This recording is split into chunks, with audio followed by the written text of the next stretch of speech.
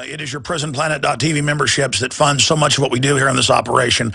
And then we're more than happy for the TV show after it's aired live, then be leaked out onto the web to tens of millions of people. That's our goal.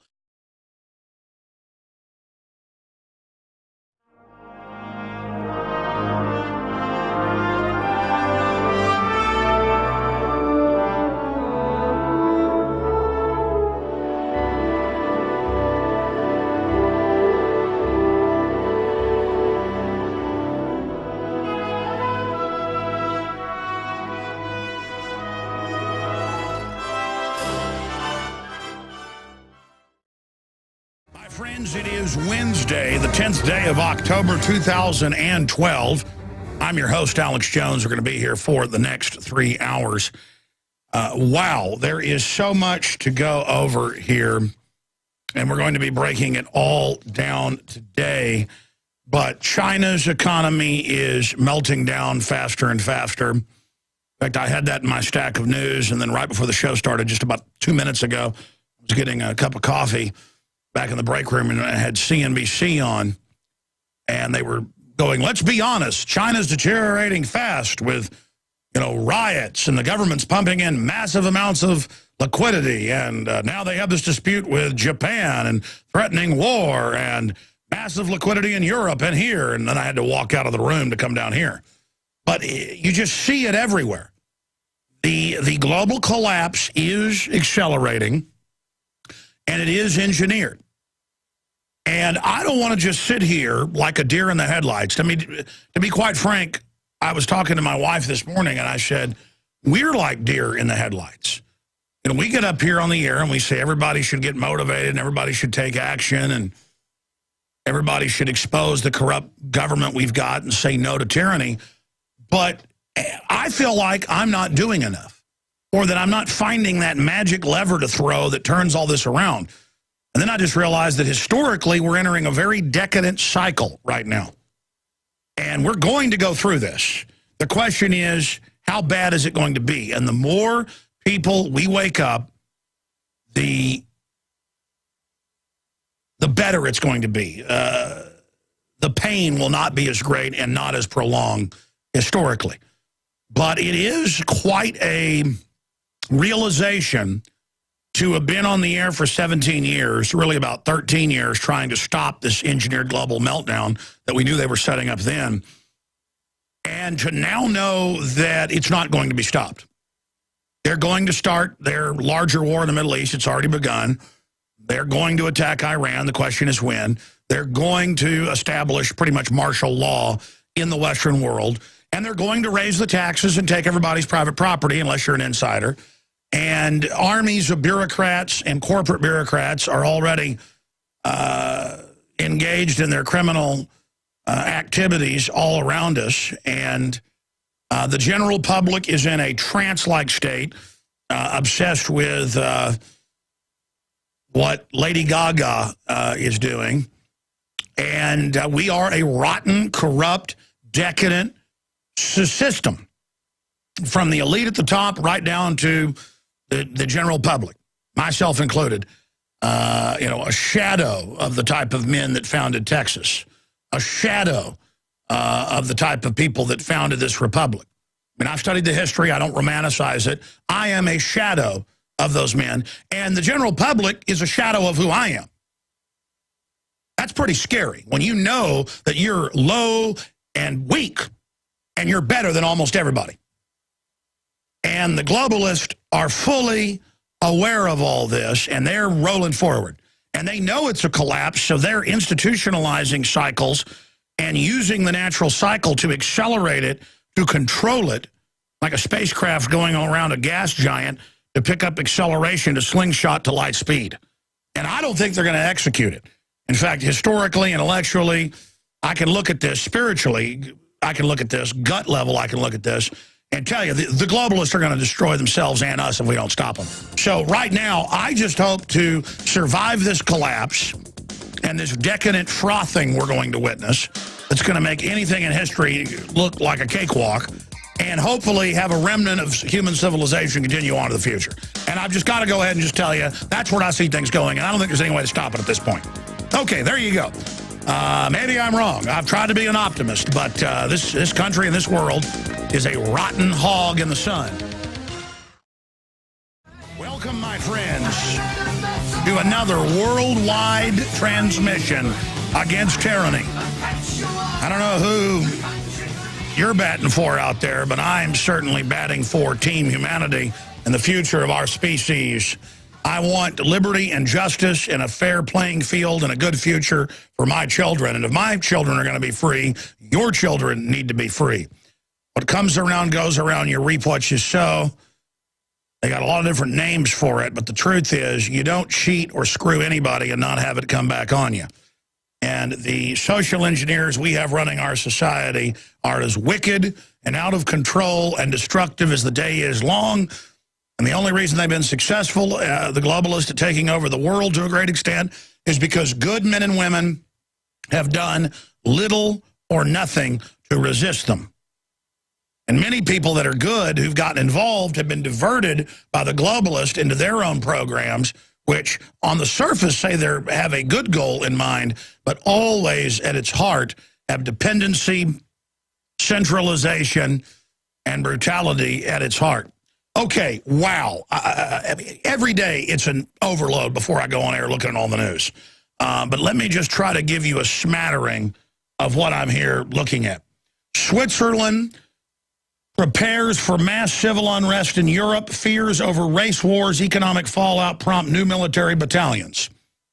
And this is the universities, the government, elected officials. They're all here quoted out of the Swiss newspapers. Paul Watson quotes them and links to where they're making these statements.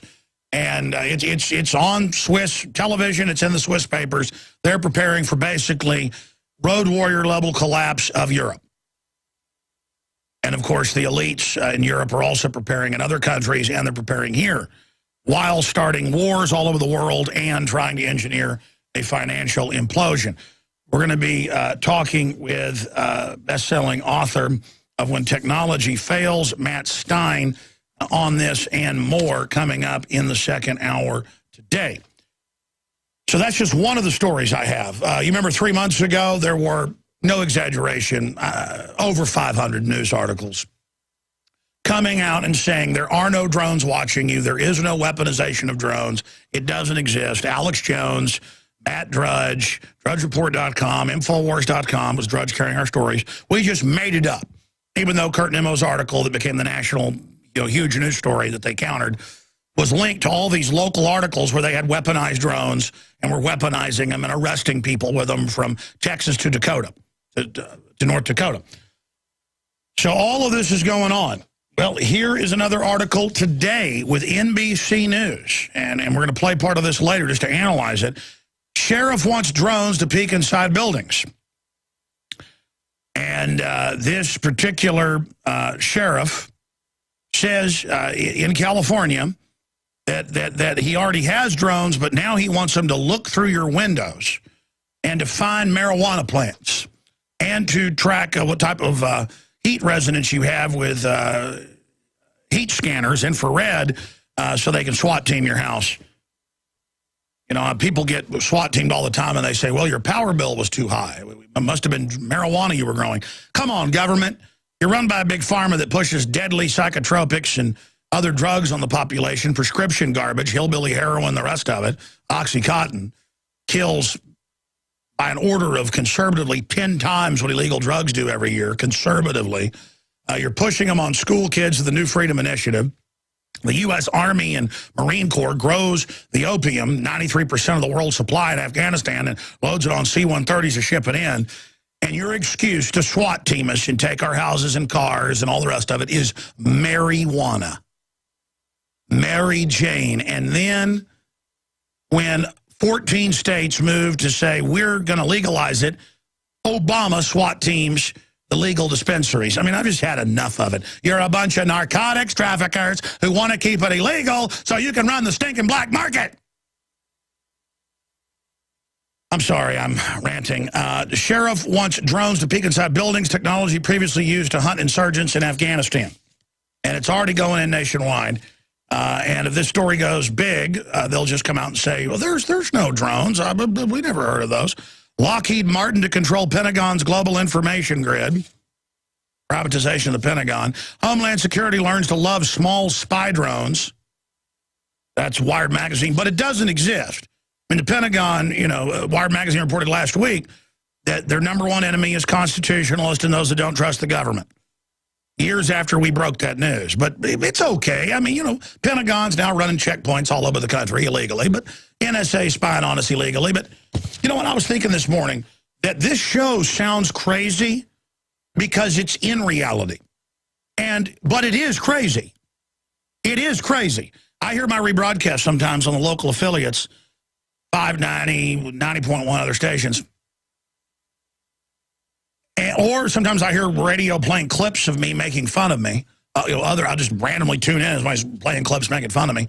Oh, look, he thinks they're, the NSA spying on us. What a kook. And I'm like, I understand why, even though this is all admitted, the ignorant, they're experts on Dancing with the Stars and America's Got Talent and, NFL or whatever the case is, it does sound crazy. I mean, if I'm up here saying that thousands of schools, thousands now, have cameras in the bathrooms, watching the kids go to the bathroom and take showers in public schools, that sounds crazy. If I announce all over the country, they now admit what 4 years ago they tried to cover up, that government-issued laptops are watching employees and students, whether you're a government worker or a public school student, a government training student, you are being watched. And now I've got articles today where they're like, yeah, we're watching you at home. What's the big deal? I mean, it's beyond 1984. And that's why it sounds so crazy, because the elites are crazy. And if you've studied history,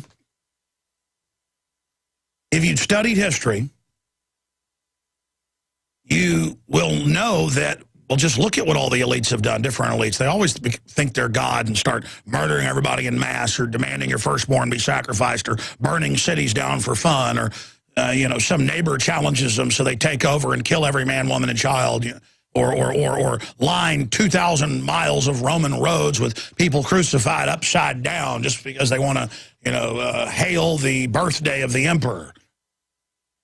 Or, you know what, let's have 10,000 Roman slaves killed in the arena this month to signify, the marriage of the emperor. Just a raw exercise of power.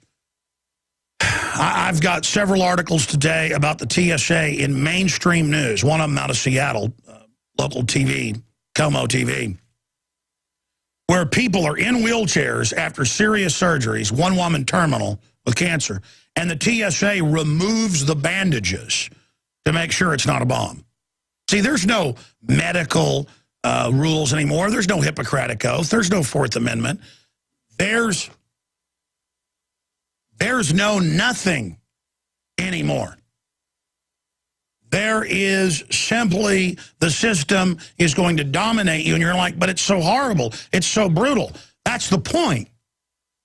The point is they're going to change your mores. They're going to change your attitude. They're going to train you, line up, and the Army's going to search you when we say, and you know what? I've got an article here out of Austin. They admit it happened. The family calls an ambulance and says, he's flailing around all over the place. Dad's flailing around. And so along with the fire truck and the ambulance comes the police, and the police get there, and they order a man having a full-born violent seizure, that's in my news stack here today, to freeze. And in their threat continuum, first they start billy clubbing you or tasering you, and then 10 of them will sit on you till you die. And, of course, the guy's biting his tongue, flopping around, bleeding all over the place. And they're just like, well, he isn't following our orders. Let's sit on him and taser him over and over again until he had a heart attack. And they admitted this in the report. I have this, NBC News. And I was reading some of the comments in one of the reports, and they're like, well, that's good. He didn't follow orders. Hey, your kid's mentally retarded? They're dead. Or your kid's autistic? They're dead. Because they don't follow the order. I read all the time about deaf people being attacked. And again, this isn't a cop bashing fest. The public's been dumbed down. The society has been dumbed down. To now, they don't want to hire police who've got over 100 IQs. And they tell them, hey, here's your threat continuum. Here's your threat spectrum. And they got there, and the guys flopped around. They said, stop flopping around. That's in, and he didn't. And they're like, no, he's having a seizure. And they went, doesn't matter. And they all jumped on him, beat him up, started tasering him over and over again, over and over and over again, until EMTs got there. And the Austin Police Department's defending it. They go, well, you shouldn't have a seizure. We're going to kill you. I mean, you know. And you read this, you're like, this doesn't make any sense. It makes total sense. And there it is, cops taser man for having seizure, Austin, Texas. That's an RT article about it. And again, it's about the mindlessness. I mean, I've been at the airport and seen them when some 90-something-year-old woman looks like she's already dead. And they tell her, get up, go through the scanner. And the woman looks up, obviously can't hear a thing. They'll have like their granddaughter with them who looks like they're 50-something years old. And they're like, get her up, get up. They're like, oh, sorry, he hasn't walked in years. And you read about these stories all the time. They just say, we don't care, get her up. And they'll point to other passengers, get up, pick her up. And it's about the humiliation of the old. All the different TV shows, hate children, hate old people, hey, let's euthanize them. It's about dehumanizing us where we're lower than animals while they build up the rights of animals. You understand? I'll give you the big news when we come back. Stay with us. I'm Alex Jones. We are back live. I didn't even get into the top news here. I haven't even gotten into it. I haven't even mentioned really what's coming up yet. I mean, here it is. We knew it was coming. It's in the New York Times. Kurt and Emma wrote an article about it. It's up at Infowars.com. It is a big, big deal.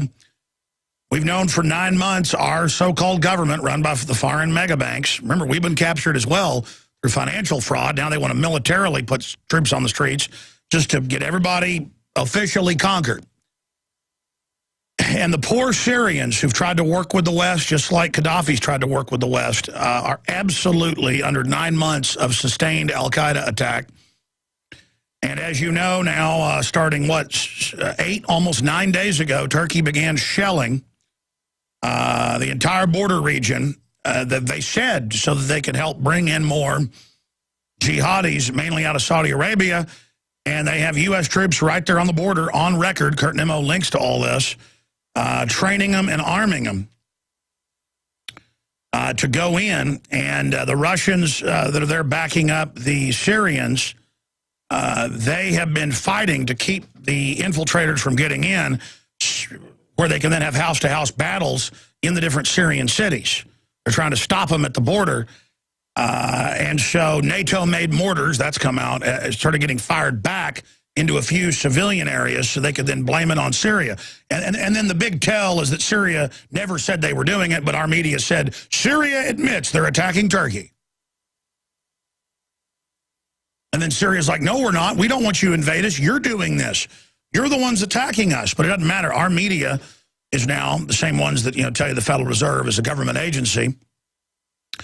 They're now saying that they're going to have to bomb Syria, which, of course, they promised 8 months ago they'd never do, because Syria is attacking poor little Turkey with the biggest military in the Middle East. U.S. moves to impose buffer zone inside Syria near Jordan border. By the way, I want to get Sibel Edmonds on. She, of course, worked at the FBI decoding NSA. She's got a lot of inside intel on this. Let's try to get Sibel on tomorrow or Friday if we can. Or maybe Sunday. U.S. moves to impose buffer zone inside Syria. So they now have one on the Turkey-Syria border and now the Jordan border with the shelling. And it's on. They're now sending in publicly U.S. troops and Pentagon advisors that they admitted 9 months ago they already had there. But now it's just, they're going public with the peace action to protect Turkey. This would be like if Mexico publicly attacked Guatemala and had insurgents try to overthrow Guatemala on their southern border, and then said, we need the U.S. to attack Guatemala because Guatemala is attacking Mexico. And everybody is so dumb, there's a 9-month war where Mexico is attacking Guatemala, to use that analogy. It's just so a stronger state. Mexico's a much stronger state militarily than Guatemala. That's why I use the Turkey-Syria thing. And I mean, this is a Roman ruins everywhere, big, beautiful cities. an old world, not a third world country. We've had Sunni exiles on the show, like Syrian girl who was run out by the previous Assad. She doesn't even like Assad. We need to get Syrian girl back on, too. And she's been calling it like it is from the start accurately. And she's against what's happening because to watch Al-Qaeda brought in and blow up the old mosque and churches and synagogues and blow up the oldest grocery store in the world, the World Heritage Site. I mean, they just blew the whole thing up. I mean, they're blowing that place up. And the most immoral war crimes you can imagine on record. They are... Well, it's on the news, and it's patriotic. The Al-Qaeda goes and finds the dad and says, we're going to kill your family if you don't go truck bomb. The dad gets in and drives the truck bomb in. And if they don't, they chop the kids' heads off and throw them off roofs. And it's on the foreign news. I mean, this is what our government's doing. And Mitt Romney's like, Obama's not doing enough. Get in there and overthrow Assad. So when we get back, Turkey warns Syria it may use greater force. U.S. military is sent to Jordan to help with crisis in Syria, the crisis they created. Unbelievable. And there's a wind on down the road. Our shadow is taller than our soul. Thank you so much for joining us on this worldwide transmission. I am Alex Jones, your host. We are here Monday through Friday, 11 a.m. to 2 p.m. Central, 12 noon to 3 p.m. Eastern. And we are, again, transmitting worldwide today on XM channel 166 and over 120 AM and FM affiliates, as well as global shortwave WWCR, and, of course, audio streams and the free podcast at prisonplanet.com and Infowars.com, and streaming video at InfoWarsNews.com or prisonplanet.tv. So, again, I mean, I've talked about this a lot. I want to open the phones up right now to take just a few calls from active duty military personnel. This is public. They just count on the general public being totally ignorant. I know the troops, active duty I talk to, just shake their heads and they go, no, this proves everything you're talking about, how Al-Qaeda works for the West. We know Al-Qaeda was created by the West, but we know they used them to attack the Serbs in the 90s and then say, oh, look, the Serbs are fighting back. We've got to have NATO attack Serbia. And now they've used them against Libya. They're using them against Syria. And then they're saying, oh, my gosh, every day a mortar gets shot across the border and blows up some, village shack. I don't think anybody's even been killed. So we've got to invade the whole country now while Syria is under concerted attack. And house-to-house fighting going on in the major cities. I mean, it is so incredibly immoral what's going on. Turkey warns Syria it may use greater force. And the New York Times, the folks told us about yellow cake in Niger and aluminum tubes, and we're caught lying.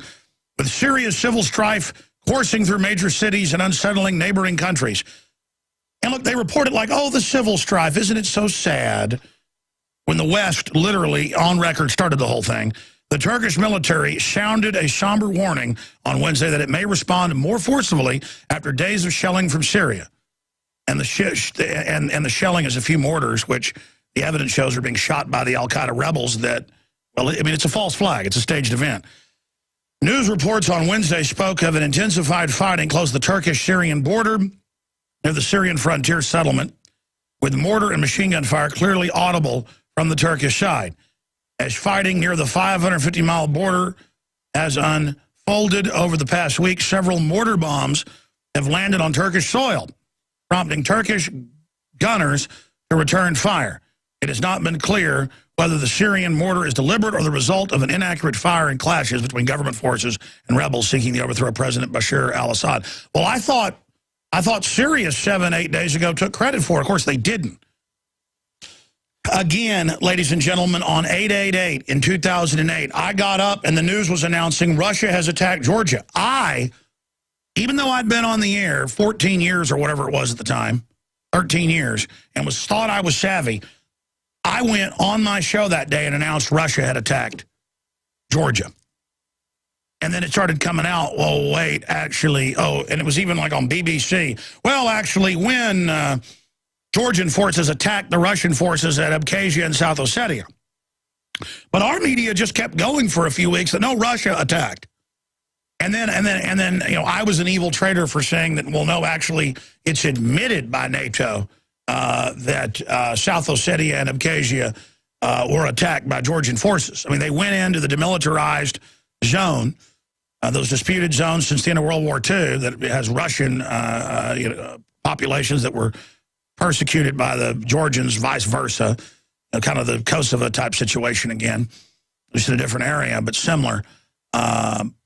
And they just went into the barracks and killed hundreds of Russian soldiers. So the Russians just poured in and pushed them back, rolled nukes in and said, okay, NATO, get out or we're going to take the whole country. NATO blinked and pulled back. But what does that tell the world? It came out that NATO ran that as some weird test of Russia to see what Russia would do, and Russia did not blink. The globalists are insane, ladies and gentlemen. They've got our Navy massing off the coast of China right now. China is teetering financially, getting ready to go under. I mean, this is crazy.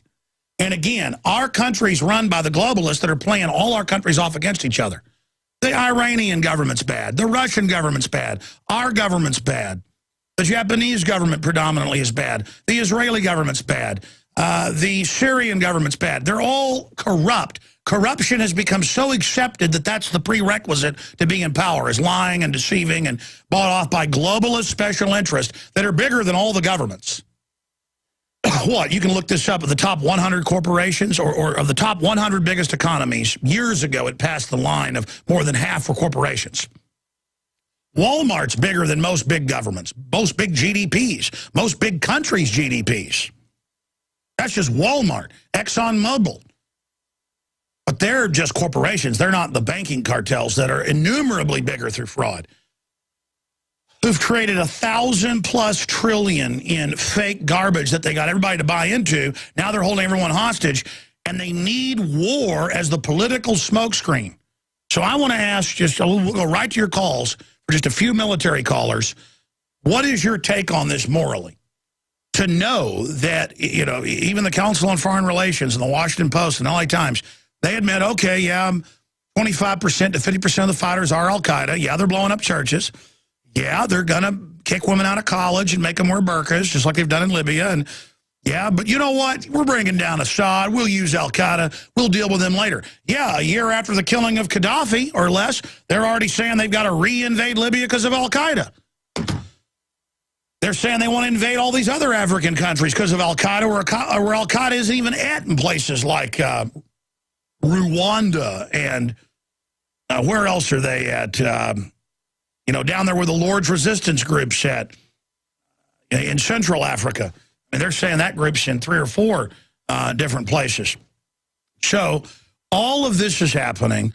All of this is going on. All of this is unfolding. And we're sitting here watching our country historically. We are watching all of this historically happen. I mean, history is going on right now in front of all of us. History is taking place right now in front of us. And I've never seen something this openly immoral, this openly, completely and totally, absolutely, patently fraudulent. I have never seen anything this. I mean, they've done corrupt things in the past. We've had corrupt elites for a long time.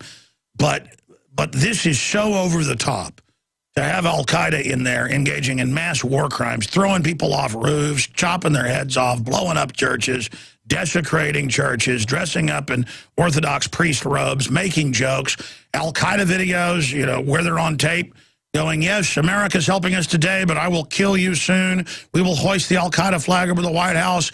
We will kill you infidel Christians, and we'll blow Israel up.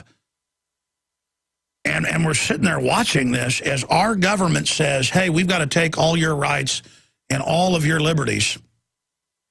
We've got to do this because al-Qaeda is everywhere. They've got to take 92-year-old women who've just had cancer surgery, who are going home to die, and they've got to rip the bandages off of them. They've got to rip appendages out of people. They've got to pull catheters out of people's genitals. They've got to rip colostomy bags off as feces splatters everywhere. This is on the news.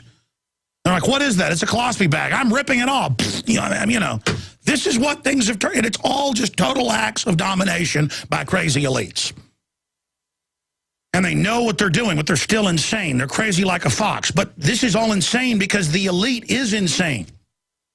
Here's the toll-free number, 800-259-9231, 800-259-9231. And we will get you up and on the air today because I want to hear from you. I want to know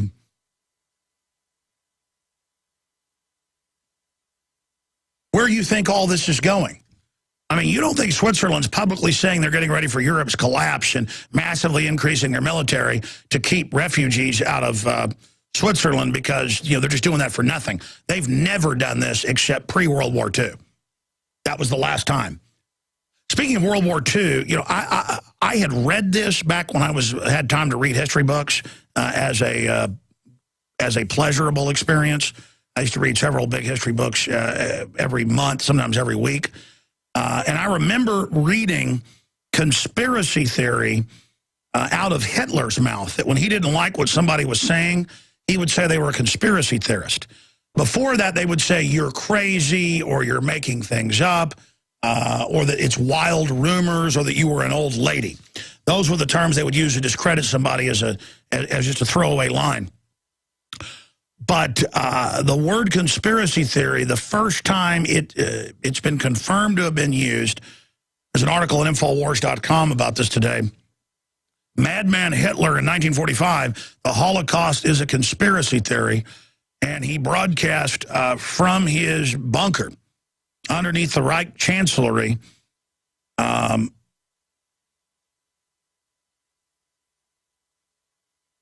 that it was a conspiracy theory to say that he had killed any Jews. And my only point is that when they use terms like conspiracy theory, it's just amazing. Okay, continuing here, folks, I see that your calls are coming in. I'll go to those here in a moment. We've got Ben Stein coming on the broadcast. Matt Stein. I've tried to get Ben Stein on. I think that's why I said that. Matt Stein, when technology fails, to give us his perspective on this and also this culture. Why is the mainstream media pushing 24/7 right now that there's going to be a societal collapse? See, that's a meme they're pushing, but they're always acting like it's going to be some outside event that happens, so it's kind of collectively in the subconscious. Because they know the general public. There was an article out yesterday about one of the stars of one of these shows where the right-wingers don't want to turn their guns in, so they're terrorists. What's it called? Revolution. He's on the show, and he says people start fights with him just hearing that he's playing a terrorist. So, I mean, that's how this works. That's why people are always going to liquor stores and shooting Sikhs, because they're wearing a turban on their head and have a beard. They don't know there's scores of religions that, have big beards and turbans on their heads over in the East, Near East, Far East, you name it. And they don't even apologize. When these guys go to prison, they say, oh, I know he was Al-Qaeda. When they get the guy up on stand, I've seen the cases where I know he's one.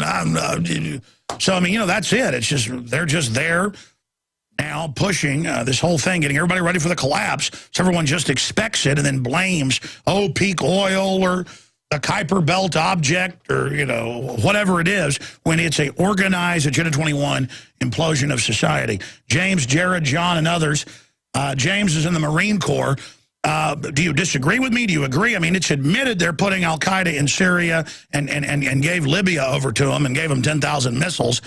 And we're simultaneously now being told they've got to attack Syria and Iran because they're Al-Qaeda. That was in the news yesterday. What's your take on this? Hello, Alex. Yes, sir. No, this is James. Look here, I used to be in the Marine Corps, and look here, I worked in logistics and communications.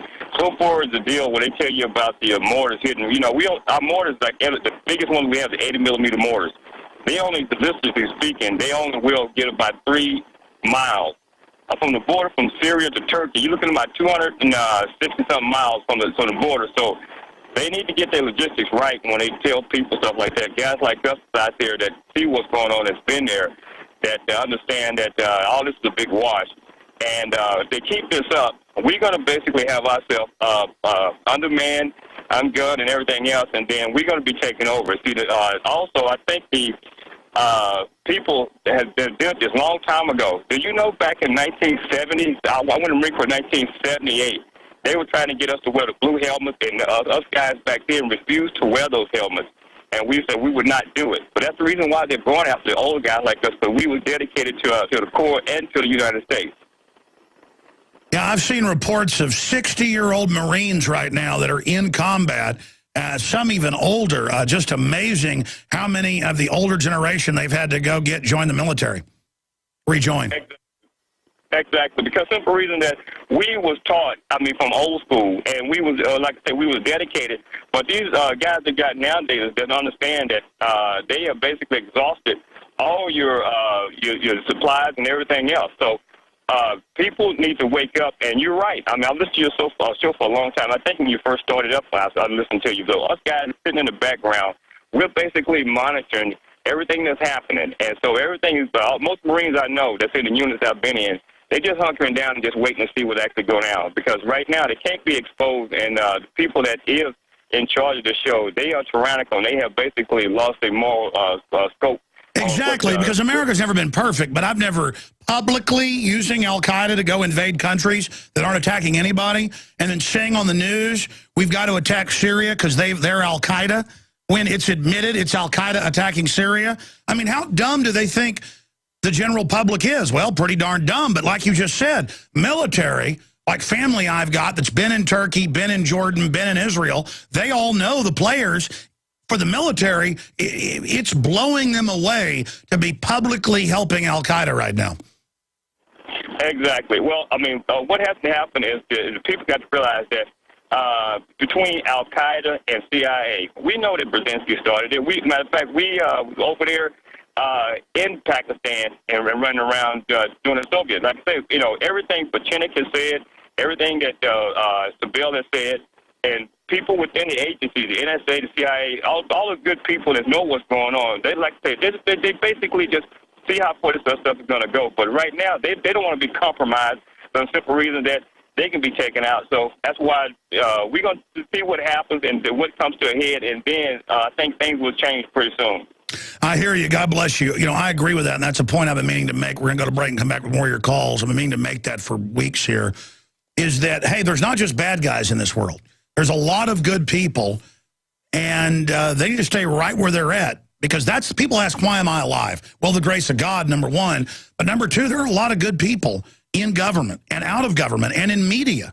There are all sorts of people in media that have quietly helped us over the years get the word out, even though sometimes I'm not the best spokesman. I'll say it myself up front. I'm just doing the best job I can. That's all I can do. But there have been so many people that have given InfoWars a shot because they know this information overall is very accurate. People like George Norrie of Coast to Coast AM helped put us on the map to an even greater level. People like Matt Drudge of DrudgeReport.com. Because they're good guys who realize that there's no future if we don't turn this around. Folks, this is pure evil we're dealing with. Our country has been hijacked by foreign banks who brag they've hijacked us, and now they've got America on a kamikaze mission that is meant to destroy our name, bankrupt us. I agree with the Marine. This is meant to set America up. What's happening right now, the whole world's watching. Your calls are coming up. Again, I've talked to some military people that go, well, that's just war. Yeah, we'll use al-Qaeda to kill the Shiites, and then we'll kill the Shiites after that. Let's just get them killing each other. Hey, they're using the threat of al-Qaeda and all this to take our liberties, while in the real training manuals, it says it's for the American people. It was never about al-Qaeda.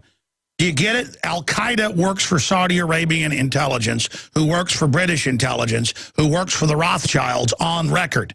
Look at who founded our CIA out of the OSS, British intelligence. I'm not blaming the British people, but the imperial model from the Empire Wars of the last 500 years was perfected by British intelligence. So their model is the modern model used today.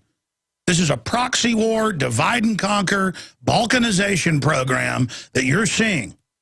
And it's evil. It's pure evil. And they're going to stage terror attacks, there's no doubt, and blame it on domestic groups and say that we work with al-Qaeda. That's already in the Army training manuals. And I'm not going along with this, okay? This is how they plan on conquering our country. And it's just amazing, amazing to see it. Let's talk to Jared in Oklahoma, who's Marine Corps. Then we'll talk to John, who's Army. Jared in Oklahoma, your take on all this. Hello, Mr. Jones. Good afternoon. How you doing? I think it's crazy. You know, I was recently just kicked out of the Marine Corps because I didn't agree with their ideology of going to Afghanistan and kill everybody you see. You know, I stand up for the Bill of Rights and the Constitution. I've been listening to your show for about 3 years. And if you don't agree with these people in the military's ideology of kill first, ask questions later, you're branded as a lunatic, a conspiracy theorist, you know, mental mushroom head. And it's just crazy. Well, you know why they say kill first, ask questions later. A lot of times it's whoever fires first will end up winning the fight. The problem is then you lose the moral authority long term. See, you kill first if you're in a war and there's the enemy. But when you employ those type of operations against the general public, you lose the hearts and minds. But again, the real larger strategy is to destroy our name worldwide. See, I learned about this over a decade ago when I noticed globalist publications like News Corp would badmouth America overseas in newspapers, but then not do it here domestically. So, see, they play both sides. These are globalists above the countries. What's your take, though, on the West injecting upwards of 50,000 al-Qaeda now into Syria, but saying we have to attack Syria because they're with al-Qaeda? It's just brainwashing people because the average American doesn't really understand what's going on or even takes the time out of the day to investigate certain things. It's just absolutely. I hear you, and I appreciate your call. Let's go to John in Tennessee, who's Army. John, what's your take on this? How you doing, Alex? I'm a first-time caller. Just been listening to you for the last couple of months here. I feel like I have a lot to catch up to feel like I'm on the up and up, like that Marine caller that we spoke to a little while back. I'm sorry, I'm a little nervous. Sure, it's okay. What do you think of them putting al-Qaeda into Syria? I mean, that's admitted. I mean, is that a good thing? I think it's despicable. At the end of the day, you've got the same guys who are destroying Syria under our own government's intent.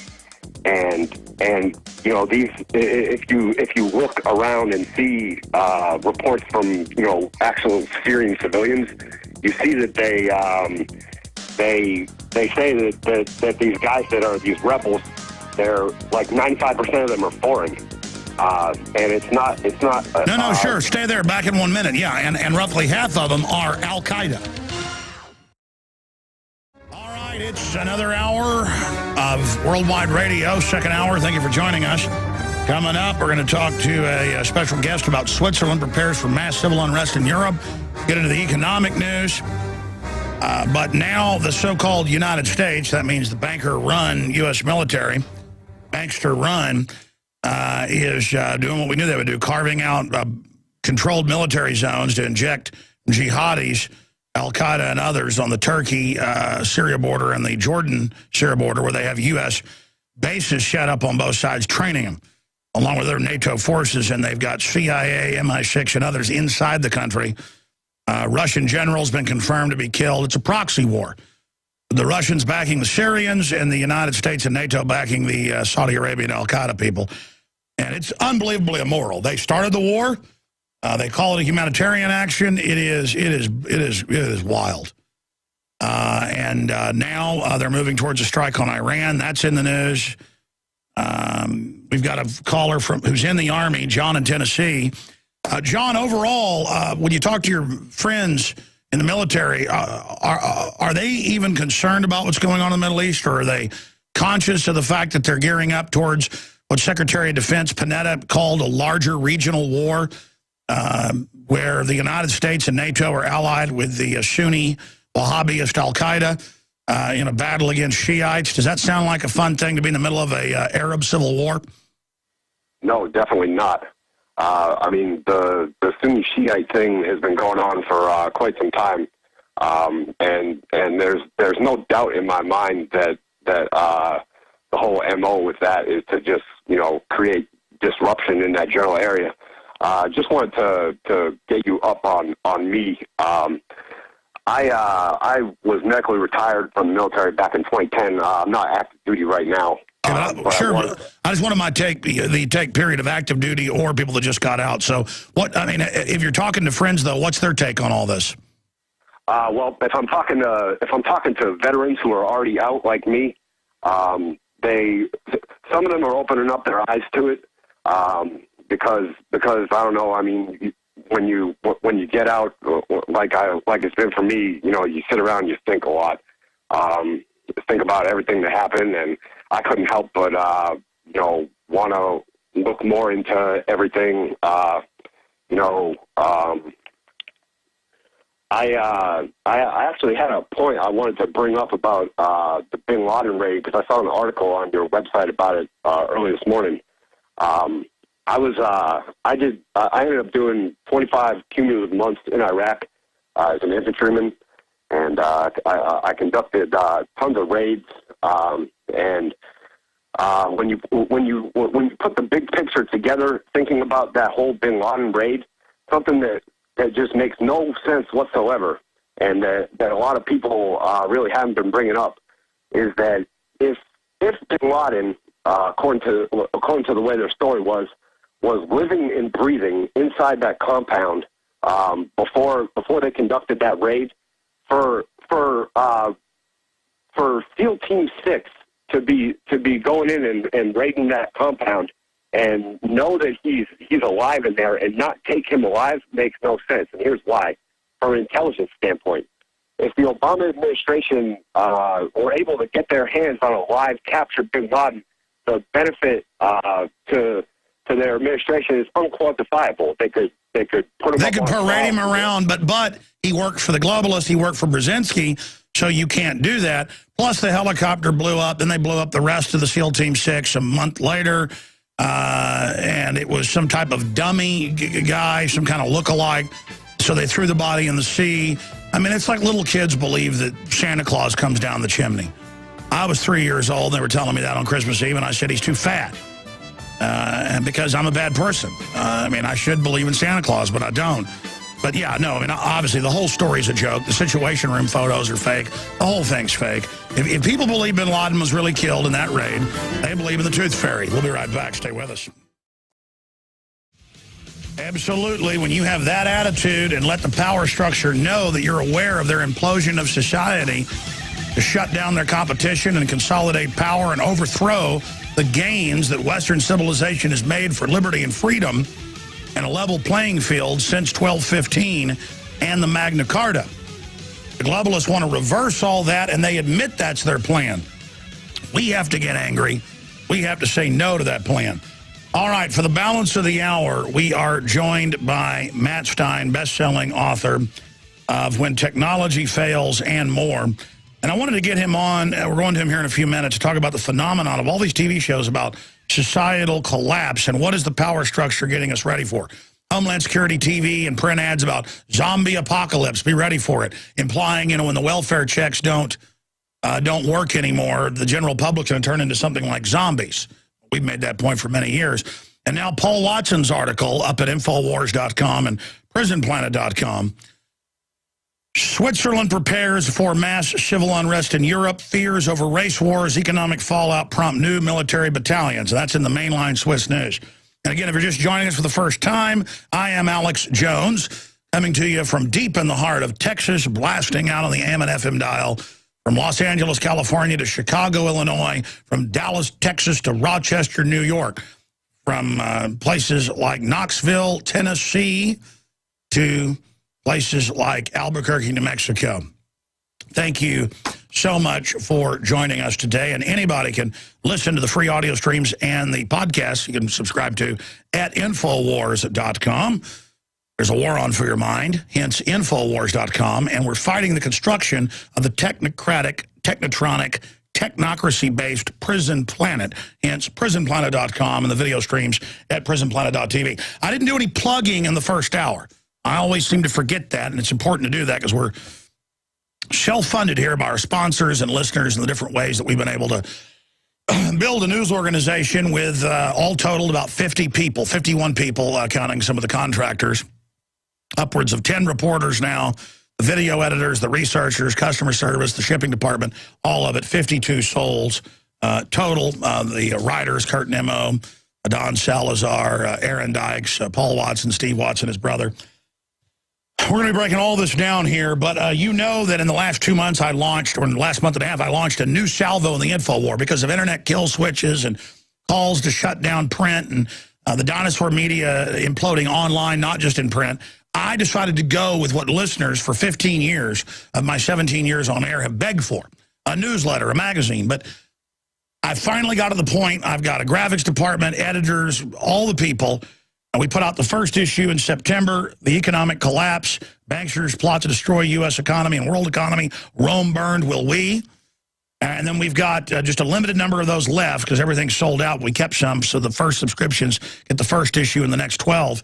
And then we have the new Technocracy, drone, combat robot, globalist statements of the world they plan to build, the end of humanity, rise of the robots, if they have their way.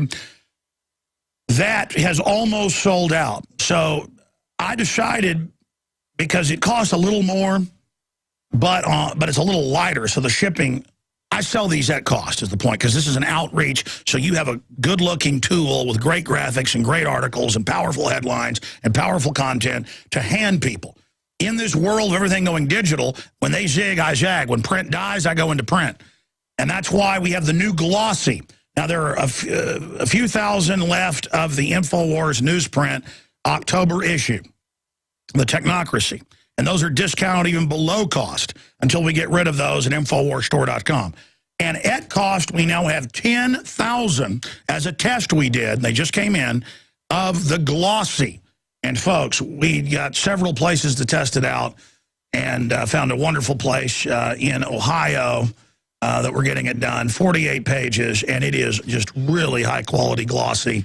And believe me, wait till I put 50,000 of these on the streets in Austin every month and then 50,000 out to you. We've got distributors lined up around the block. I've just got to get that bureaucracy going to get that going, people ready to put this out in their area with their local content added to it. They can either expand the size of the magazine or put it inside the current format. We've just got big publishers, actually, and magazine and newspaper publishers ready. So this is definitely a success thanks to you, the listeners, supporting us. 10,000 of the first of the new issues in glossy. There will be no more newsprint. I personally like it, but everybody in the office likes the glossy better. And so it's now going to be glossy in the future. Now, most of you will get, in the October issue, you will get the newsprint one. But if you want to order in bulk at cost the glossy, you can. But starting in November, everything will be glossy, no more newsprint. So right now, you can still get the newsprint and the glossy at InfoWarsStore.com. And you support getting the word out. I mean, you come up to people with something like this. It looks like the old Rolling Stone. You know, it's the big format magazine. Everybody else has made their magazines smaller. This is the big format glossy. And I mean, high with a poster inside, so much more. And believe me, these 10,000 will sell fast because they're in groups of 10, 20, 50, up to 100 at cost. And then the old newsprints, we've reduced those by, what, about 30% in price to below cost just to blast them out the door. So, again, InfoWarsStore.com. Lastly, later in the show, I am going to get to this in full. Coming up next Thursday and Friday, I'm going to broadcast 48 hours straight. Now, I'll be on air about 15, 16 hours of that, or maybe 20 the way I was looking at it. But we're going to have everybody from David Icke to Greg Palast to Sean Stone to John Rappaport to Mike Adams to Webster Tarpley. We're going to, these are all confirmed. You got George Norrie here? Or are these people you're hoping to get? Because most of these I know are confirmed. Do we have George Norrie yet? We'll get. Oh, good. He's confirmed. Okay, good. Just making sure. I just said get him yesterday. Well, thank you, George. Jakari Jackson will then co-host, Dan Badandi, Aaron Dykes, and Melissa Melton. We're going to have Gerald Salente, Max Kaiser, Ben Fuchs, and a bunch of other people that were lining up some big surprises. And remind me to call my celebrity friends and try to get them on the show as well. What, do you want to hear Charlie Sheen on? Bet I can get him. Oh, no, cause a whole nother big meltdown situation. I'm afraid to do it. Maybe Willie Nelson. I was talking to a friend the other day, and they said Willie was saying some kind of things. By the way, every time I talk to locals that are friends with Woody Harrelson, oh, I need to call Alex. I want to go on his show. But then we call him, and he's always like, yeah, when I'm done doing this movie. Same thing with Mike Judge. Mike Judge is out hanging out with Weldon, drinking beer last weekend, 2 weekends ago. Oh, yeah, call me. I want to come on. Okay, Mike Judge, we know you listen. Come on. Anyways, side issue. Weldon Henson's something else. I need to go hang out with him. Anyways, side issue. The point is that we're going to have a lot of surprises on the show. Maybe Dave Mustaine, Billy Corgan. Who knows? Maybe I'll get a famous rock. Maybe we'll get Robert Plant on the show. He lives here in Austin. Give him okay, I'm going to keep my mouth shut. Maybe I'll get Yoko Ono or John Lennon on the show. Okay, I'm going to stop right there. I'm going to stop right there. I'm out of control, ladies and gentlemen. And I'm not bragging about all these famous people that are listeners. It's a fact that we're starting to win the info war, that so many prominent people are listeners. Joe Perry is a listener. I want to say hi to him. And he's invited me out when they were doing their new record a year ago or so. I didn't have time to go out to L.A. I'm not bragging about that. The point is I could just keep naming names here of the people that have reached out to us over the years, or the people that we know are listeners. Bruce Willis. Rick Linklater told that story on air, and later I confirmed it, but I'll never tell. Bruce Willis is a listener. Talked about how he woke up to the New World Order in Vanity Fair. Well, Bruce, we haven't ever... Well, maybe Bruce hadn't been on the show because I haven't tried to get him on. It's kind of like when I'm hanging out with Harry Dean Stanton and all these movie stars at Jesse's birthday party, and I didn't even try to get any of them on the show. I'm just too cool for school's the problem. Anyways, it doesn't matter. Side issue. You're not tuning in to hear about that. The point is we're going to have some surprises as well during the 48-hour Money Bomb broadcast. We can buy some more equipment, get the satellite uplinks in. We've certainly come a long way thanks to all of you. I'll tell you who the real celebrities are in my mind. They're trailblazers in the media. They're standing up against tyranny. I don't care if you're a local AM or FM host. I don't care if you're a national TV host. I don't care if you're an author. You know, one of the coolest people ever, even though I didn't agree with all of his politics, was, well, people like Kurt Vonnegut was a listener. But he told me he was too old to come on the show, and I guess he was because he was dead 6 months later. But the point is there are a lot of people that love freedom out there, and they need to speak out. Didn't agree with a lot of stuff that Gore Vidal said, but he's been on the show many times. He's dead now. God rest his soul. But he had the courage to talk about 9/11 being an inside job and CNN being run by the Pentagon. Point is, there's a lot of people that love liberty out there. We have a lot of friends. One of them is Matt Stein, mattstein.com. I'm going to get to him when we come back. Hold him a little bit in the next hour so he gets his time. But big 48-hour broadcast next Thursday and Friday. Okay, Matthew Stein is a design engineer, green builder, and author of the 2 best-selling books, When Disaster Strikes, A Comprehensive Guide to Emergency Planning and Crisis Survival. It's excellent. We have it at Infowars.com, along with Strategic Relocation by Joel Skousen. And When Technology Fails, a manual for self-reliance, sustainability, real sustainability, and surviving the long emergency. And he's been talking about this for decades, and he joins us now. Why is it so hot? Why is it so big? Because, you know, we were talking off air. He was talking to my producer a few days ago. We were trying to set him up last week about the fact that you have all these new TV shows out obsessed with all of this. All of these new episodes, like Revolution and others, and you know, The World After Humans, and all these publications, and Discovery and history shows, and the elites buying bunkers, and governments digging in. And then I have this report out of prisonplanet.com today by Paul Joseph Watson. Switzerland prepares for mass civil unrest in Europe. Fears over race wars, economic fallout prompt new military battalions. And I'll read some of these quotes. You've got the British Ministry of Defense report from 2007 predicting all this by 2015. They're not saying it might happen. They're predicting it. And then you realize the banks are engineering it. But now they've engineered it so far, I don't think they can even reverse it now, even if they tried. Perhaps I'm wrong, but Matt, the whole world, especially the rich, are gearing up for collapse, and there's this obsession with it. Are they preparing us psychologically for the economic collapse, or is something really coming? in some celestial cycle? What do you think's really happening?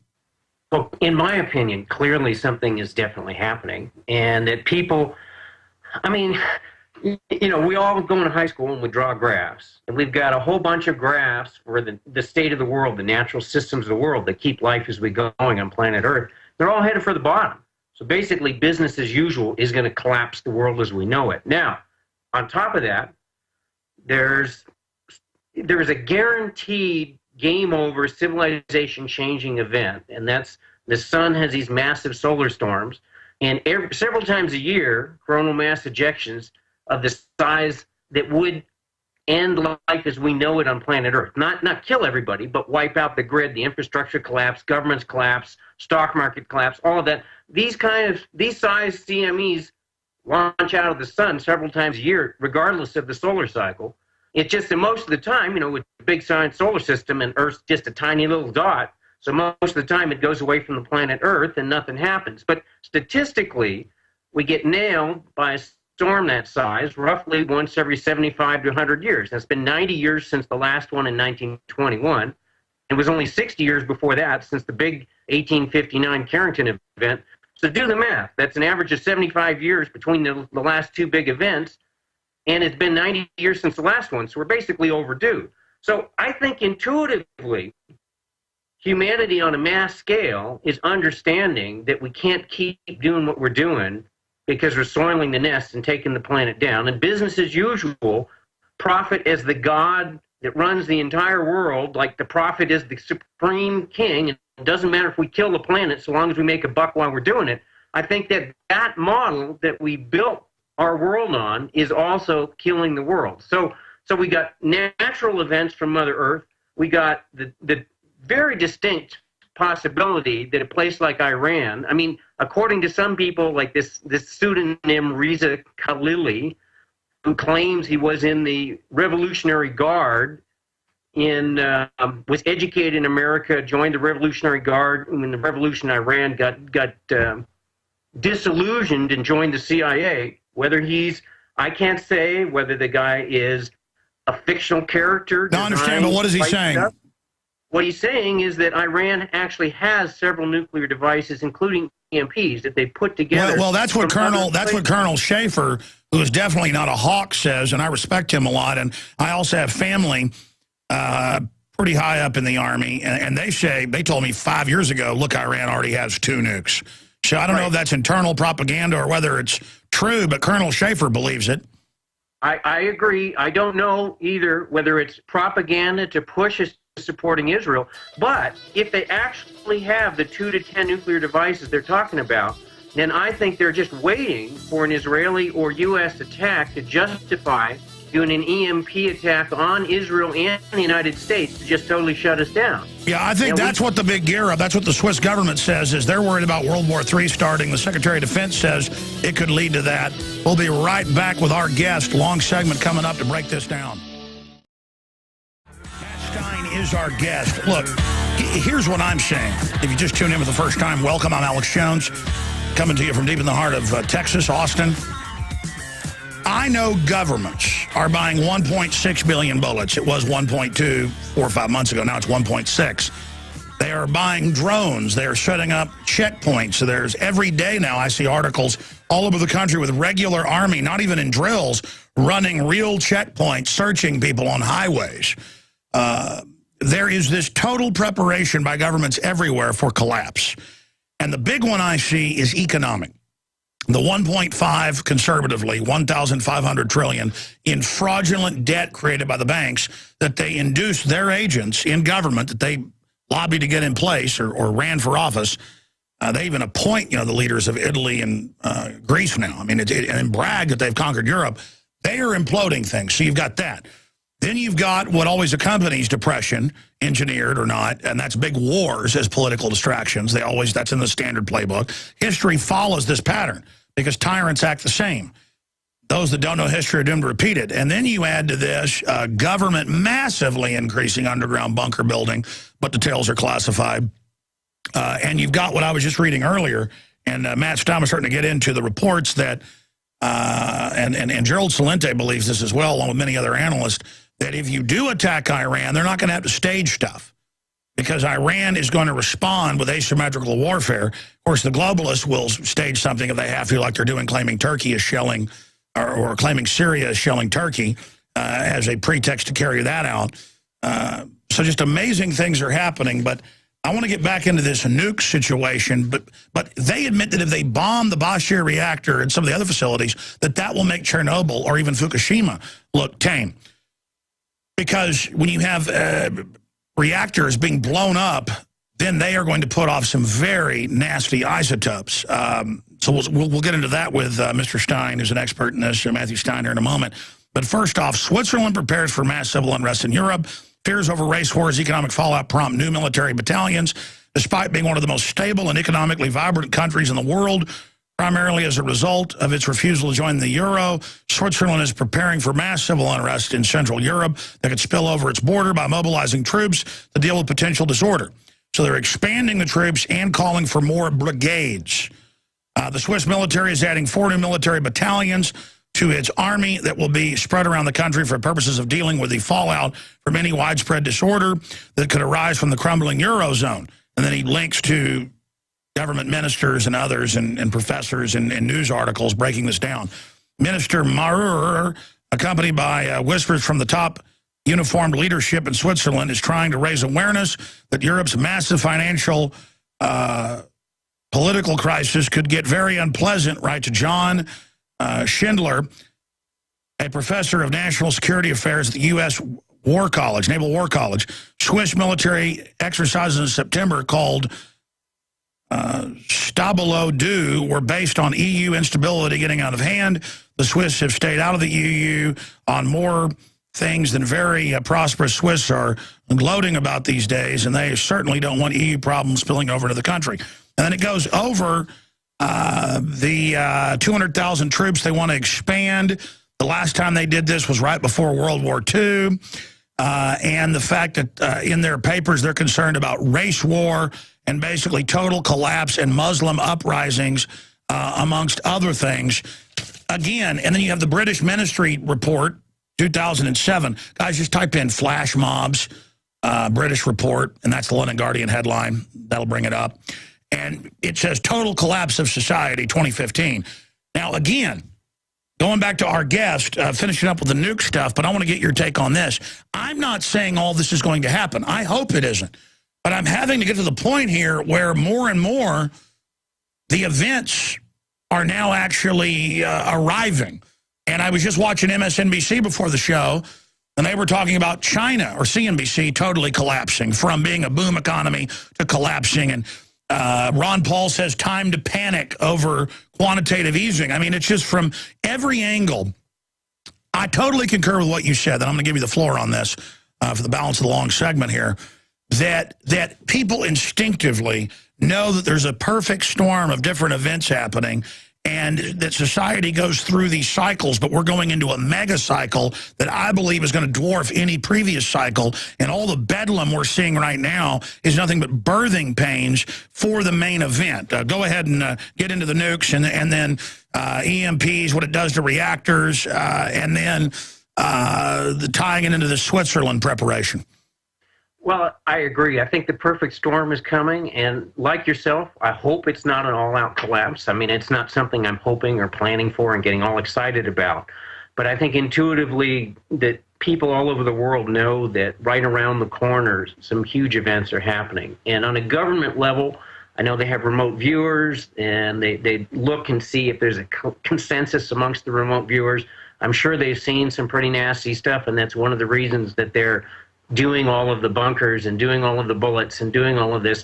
I think that the people in government really don't want it all to fall apart totally, because they want to eat and they want to live and they want to breathe the air too, like we do. You know, so it's a combination of how much is orchestrated and how much is that they just know, just like the average Joe knows, that you know, this big machine's not going to keep running that much longer, at least not the way it is. Hopefully on some level it will keep running. Now, is it, I don't honestly know if we've got one or two huge black swan events around the corner that are going to just take things down like that, like an EMP The good news about an EMP is it's more local. Yeah, it'll probably totally mess up the United States, collapse the government and the stock exchange, but the rest of the world will still be there. The rest of the United States will still be there to come in and kind of rebuild things. The bad news is that in the area of the EMPs, you're going to take out most of the backup systems that keep nuclear power plants functioning. When the grid goes down, you can't just shut down a power plant like flipping a switch. It takes, for instance, 7 months after Fukushima, if they lost cooling water for something like 36 hours, they'd go into full meltdown again. So after a power plant's been shut down for 7 months, it only takes 36 hours with no coolant for them to melt down again. Now they'll melt down in 10 minutes when they first shut down, but they'll melt down in 36 hours 7 months later. So you can't, so when you have a big situation where all of a sudden an EMP or solar storm collapses the grid, then these power plants go into backup power. They turn on their battery banks, they turn on their backup generators, and they keep things rolling. Now, in 1960 or 61, when the Soviets did their EMP tests over Kazakhstan, they expected that there'd be a pretty bad result, but they underestimated it. So they put all of these massive military generators in place in Kazakhstan because they anticipated it would take the grid down with the EMP test. Well, not only did it take the grid down, in fact, the EMP was so strong, it induced currents in 1,000 kilometers, a 600-mile-long trunk power line. It was buried 2 meters at 6 feet under the ground, 600 miles long, 2 meters under the ground. It put so much current in that it burned the power plant down 600 miles away. And not only that, it shut down all of their generators. Now, those generators were pre-microelectronics. Microelectronics is like 1,000 times more sensitive to EMP, unless it's specifically EMP hardened and protected. It's like 1,000 times more sensitive to EMP than the stuff in those days. Because it is 1,000 times smaller. Right, it's 1,000 times smaller, so the traces are so close. So it's like opening up your computer and putting your finger in and rubbing your feet on the carpets and sparking around all the chips and saying, "Gee, I wonder if that did anything." It's like chances are, yeah, you're not going to fry every chip in the computer, but all you need to do is fry one key chip, and that computer's not working. Now imagine you've got an EMP, maybe you've got 30 or 40 in the East Coast nuclear power plants into the zone of the EMP. A large percentage, significant percentage, somewhere between 20% and 100% of those are going to fail in the backup power supplies and are going to start doing Fukushima-like things. Most of our power plants have spent fuel ponds on hand, and if the spent fuel pond, that's like the fuel rods in a nuclear power plant are only good for about a year or so. I'm not exactly sure the exact date, but they start losing power. So they have these big, massive cranes that go into the deep ponds, into the water, and they pull them out in a big bucket because it's so radioactive. You can't, even in a radiation suit, you can't get near this stuff. They pull them out encased in a water bucket, and then they move them over, and then they put them into a big swimming pool, like 23 feet deep, in specially designed racks so that they don't get too close and overheat and go critical down inside the bottom of these ponds. And then, so if these ponds lose cooling, if they've been recently refueled, they'll boil dry in 3 or 4 days. If it's been older fuel, it can take as long as a month to boil dry. But to give you an idea, we have something like 95 spent fuel ponds in the United States, an average of 15 Chernobyls worth of radioactive material in each and every one of those fuel ponds. So not only do you have reactors going off, and they have an average of like 1 Chernobyl inside the reactor, but next door to the reactors, like in Fukushima, they're in fuel ponds on the upper floor of the building. So they're blown up buildings, and they're basically on their last legs, and they've got these ponds just filled with debris, and you can go to washingtonsblog.com, just click in visual tour spent fuel ponds, and it'll shock the hell out of you. That stuff is all over our country. So in the event of an EMP, not only does the infrastructure collapse, not only does it take down government and the stock market immediately, not only does all of our just-in-time deliveries grind to a halt, all of our refineries are screwed up. Anything all the digital electronics that makes our world because run. Everything is so strung out and so complex, and also, as you said, That's right. on-time delivery. Let me ask you this question though. We just put up a map on screen, and I was also showing some government maps of where the supposed nuclear reactors are in the United States. I know there's a little over 400 worldwide. And I know that map, and I've been looking at all the maps. None of these maps show even half the reactors. It doesn't even show the 2 nuclear reactors that are in Austin, Texas. It only shows Comanche Peak. Yeah, but those are small. I believe those are just small research reactors that aren't as big of an issue. But you've got 104, 108 nuclear reactors in the United States. 37% of the population of the United States lives within 50 miles of a nuclear reactor. That means more than 1 out of every 3 American is within 50 miles of a nuclear reactor. How many of these will go up in an EMP? I don't know. Well, let's digress back. I mean, to understand the type of response, if there is an EMP or a solar flare that makes any of these plants have problems, look at Fukushima. Their response was cover up what happened, then just raise the level of radiation safety when more radiation hit us, cover up the tuna being caught, cover up the seals dying in Alaska, cover up all the illnesses. I mean, more and more there's this attitude. A million people, the epistemological study shows that long-term health effects from Chernobyl, that just one Chernobyl, killed 1 million people worldwide, died early deaths, and 3 million people sickened with Chernobyl AIDS, acquired immune deficiency syndrome. The Chernobyl necklace is all over the place in parts of the Ukraine and different places downwind from Chernobyl. That's thyroid tumors, people with children born with bizarre birth defects, huge stillbirth rates, huge defects rates. I mean, terrible, terrible things. And that's one Chernobyl. One spent fuel pond has 15 Chernobyls worth in it. When those fuel rods go dry, they're encased in zirconium. When zirconium gets superheated, it burns like a torch. It burns like a Roman candle. It's like magnesium foil. If you ever burned in your chem lab in high school, you have to have dark glasses on. It's super bright. You have to shield your eyes. Each one of those spent fuel rods, if it gets too hot, starts burning in a self-sustaining fire, radioactive fire, into the atmosphere. So you'll have burning fuel rods just like Chernobyl. Giant dirty bombs everywhere. Yeah, I mean, this is like thousands of times worse than every single nuclear device. If we had a nuclear war where every nuclear bomb blew off, when we talk about Dr. Strangelove and End of the World, it turns out that we have far more radioactive material in our spent fuel ponds in reactors than in every single nuclear bomb. Sure, because in airburst, there's almost no radiation, and what's there blows off and gets dissipated in the ocean. We're talking about the doomsday shroud, the doomsday device that the Rand Corporation talked about that was fictionalized as the Bland Corporation in Dr. Strangelove, or How I Learned to Quit Worrying and Love the Bomb. Love the bomb, yeah, right. And people don't understand. We're not just saying this here. This is going on. Now, here's the thing is, okay, in my book, When Disaster Strikes, I outline both solar storms and EMP, emergency prepping, survival strategies, what to do. And in the chapter before it, I also talk about the unthinkable, surviving a nuclear catastrophe. Now, obviously, if it's like the worst case scenario, then it's kind of like, you just do yourself in and it's over. But chances that it's worst case, I don't know, but chances that something happens, extremely significant. Like right now, for the price of a single B-2 bomber, they could implement these new technology, giant vacuum tube switches that would protect the massive transformers in our grid from totally frying and collapsing in the event of an EMP. What, $2 billion nationwide, right? They had a congressional study, right? $2 billion nationwide, the price of a single B-2 bomber, and they're just talking about it. For 50 years, they talked about rebuilding those levees around New Orleans. The engineer says this is a disaster waiting to happen. It's not a question of if, but when.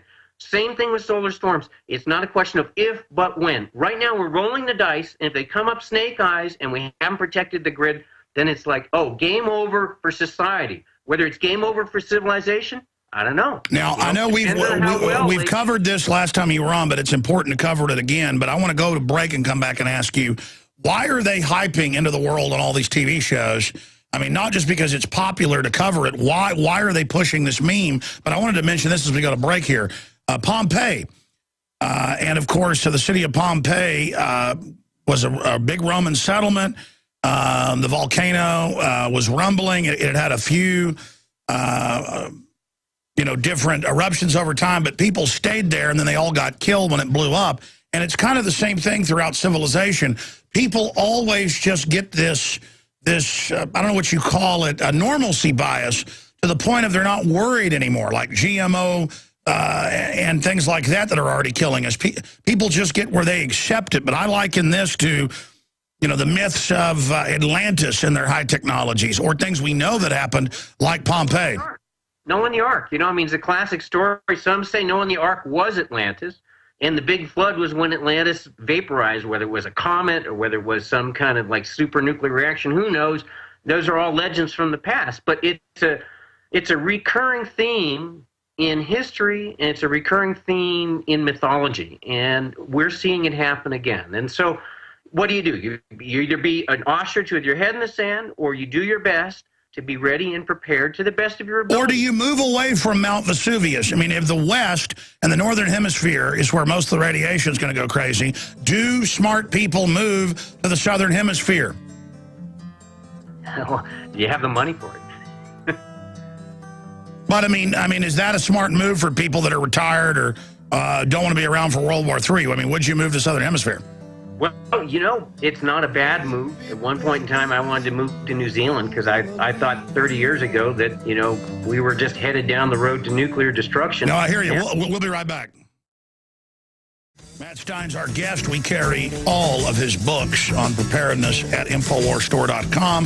Get free citizen rule books with that and support us getting information out. Look, I hope they don't attack Iran. I hope they don't overthrow Syria and put al-Qaeda in, but it looks like they're just going to go ahead and physically invade with the regular troops en masse and bomb them, and the news will call it a peace action. I hope that more reactors don't blow up, but I saw a statistic, 90+%, with 91% of reactors are now leaking of the 400+. I mean, that's mainstream news. The ruling class has just gotten so decadent, they just don't care anymore. And I agree that they're not running the full collapse, but the mega banks are trying to collapse economies to consolidate them and make governments do what they say. And so it's like they can't help but collapse. That they're like suicide bankers, as Max Kaiser calls them. But all I know is that we're sitting here looking at all this happening, and governments are digging in. What did you make, Matt, of the Homeland Security last month putting out that zombie apocalypse billboards and handouts and TV ads where, you know, zombies are coming to kill you, get ready? Because there is this attitude of, get ready, but they say get ready with a week. So when government starts saying, get ready, is that just fear-mongering? Or again, I go back to this question. We were talking about the TV show Revolution and Founding Fathers. They have all these shows where, you know, society's collapsed, or there's no power grid, or other shows where the evil right-wingers won't turn their guns in, so the government's got to round them all up. And then I see parallels in real Army documents for re-education camps.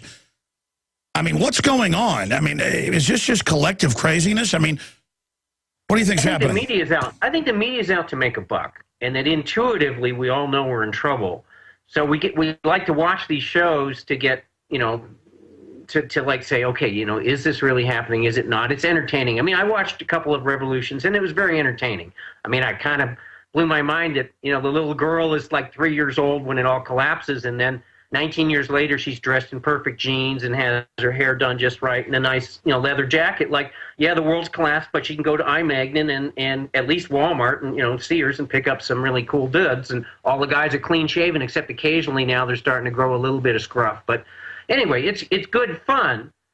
But I think just it goes beyond that. People know we're in trouble. So for instance, this weekend, I'm teaching an urban survival skills workshop in Reno, Nevada. And we put it on the last minute with Dr. Richard Allen Miller, who's the real Mulder. He actually worked in Black Ops. He trained Navy SEALs. He developed a program to turn Navy SEALs into Supermen.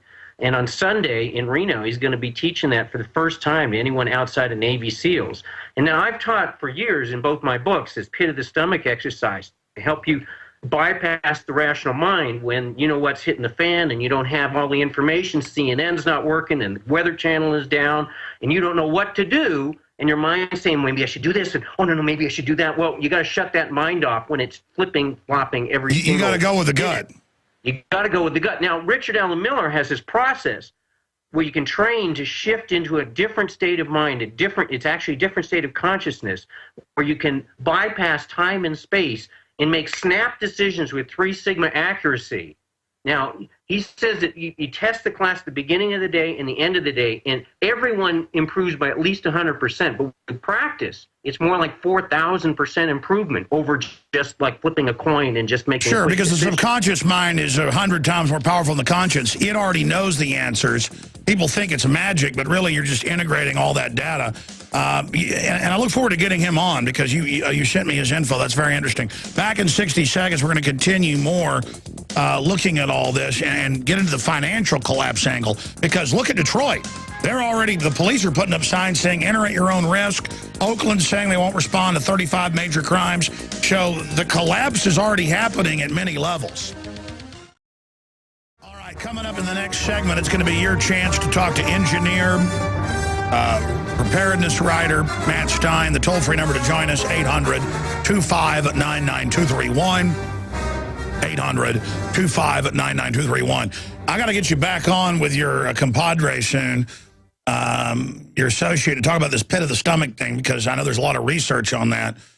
And in my life, when I go with my gut, it's never wrong. When I don't go with my gut, it's always bad. And I finally learned in my life to ignore the intellectual. I mean, I intellectually look at things, and I go off of it, and usually it lines up with my gut. But the gut is always, I mean, Christians would call it their spirit. That's what knows. And the gut always knows, or some would say the nose knows. You know, that's another term for the gut. But that's another issue. I want to get into this. Financial collapse. What we see happening under globalism, the deindustrialization of the cities. Where do you see that going, Matt?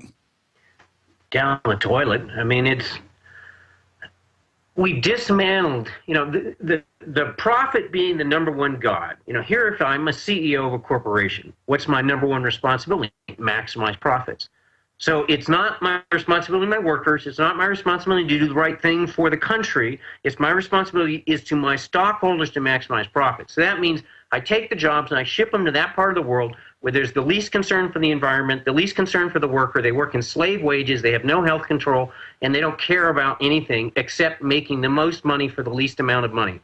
So that guarantees the collapse of the natural systems. It guarantees the destruction of the middle class. It guarantees that, except for the people at the top who are making money off the top, that everybody else is going to suffer, because the trickle, you no longer have guys working for $30 an hour in automotive plants. They're now out working for $6 an hour at McDonald's or Home Depot, $10 an hour at Home Depot if they can get that job.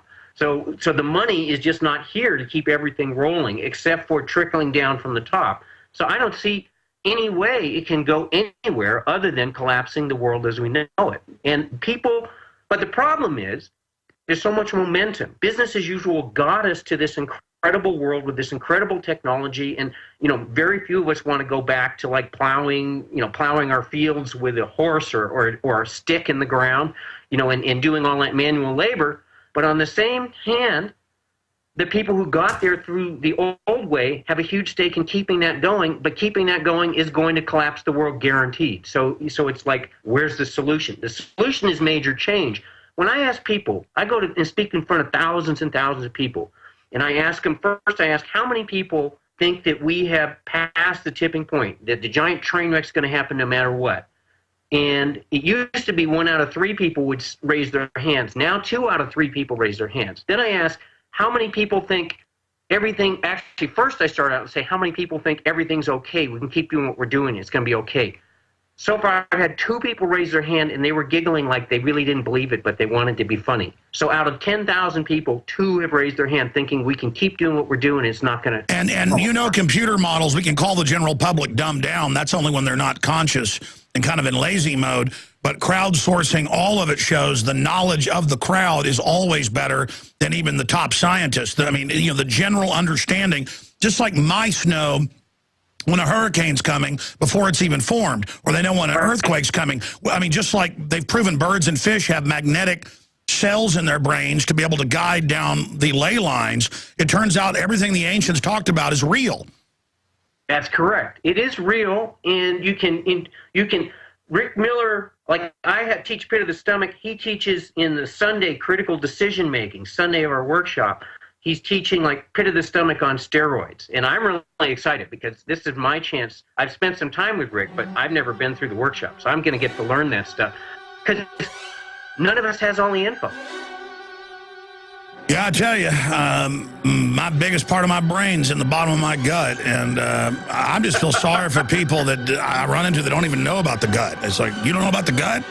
And then, of course, they're always complete failures, is I think why. I think that's what separates success from not having success, is you got to have a gut.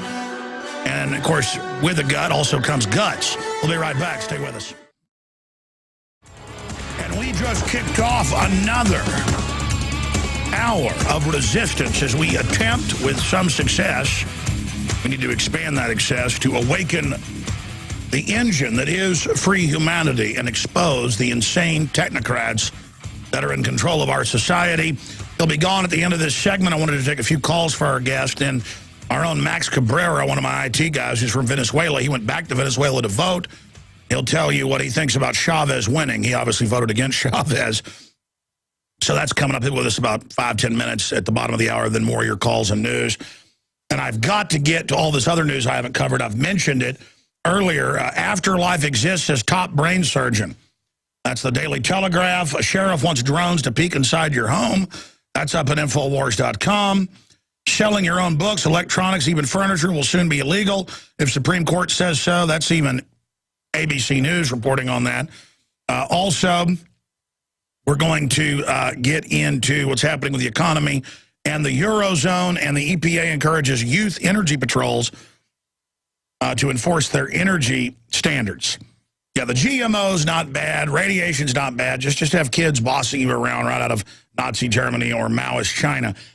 And that's the problem with worrying about the environment. It's all been co-opted to power grab, never do anything about problems that are in the environment.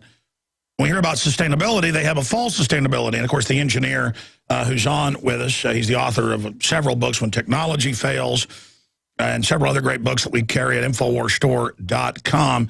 He is on the line with us, Matt Stein. We're taking a few phone calls right now. Jim in Chicago, listening on 1530 AM WCKG. You're on the air. Welcome. Hey, Alex. Great show. I'm listening to you on your AM station in Chicago.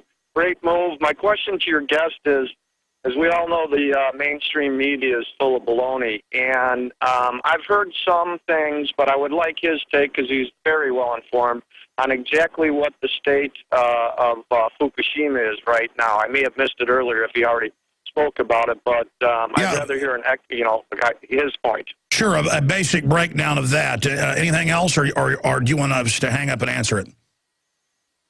No, I wanted to comment on your. I just want to make a comment. It's irrelevant with this conversation about what I've seen with Rahm Emanuel in Chicago, and just thank you personally for not bashing all of Chicago. We all know it's the political system that's screwed up, not the. You got to be. I mean, Chicago's got awesome museums and fantastic aquarium, and my wife wants to go back up there and visit.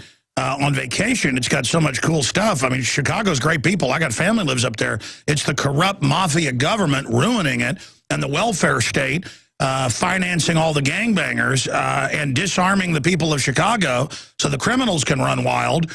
You guys need to exercise the spirit of Al Capone and the original Daley out of Chicago and take your city back. But look, the spirit that's in Chicago is infesting this whole country. So it's definitely a love-hate relationship. I mean, America is still a great nation, but we've allowed evil to run wild. And we'll get a brief comment from Mr. Stein on that, but I appreciate your call, sir. Break down your take, Matt, on his question about Fukushima. Well, Fukushima's official estimates are like half of Chernobyl, but unofficial it's already dumped something like 2 to 2.5 times the amount of radiation as Chernobyl. Most of that into the ocean, which is why we're not seeing it out here so much, but it's huge in the ocean. Realistically, people have made comments like Arnie Gunderson and Helen Caldicott about moving to the southern hemisphere if the spent fuel pods go, or more like when they go rather than if they go. They're talking about a 5 to 10 year cycle to develop the machinery and start dismantling all the debris and unloading those ponds. And they're blown up and they're sitting on basically rickety stilts right now, ready for the next big earthquake to come through and knock them over or burn a hole in the bottom of the pond. Now, truthfully, I don't think it's going to be get out of North America when that happens, because I think they'll do like the Chernobyl 200 that basically gave their lives and took extreme doses of radiation to encase Chernobyl in the cement and earthen sarcophagus.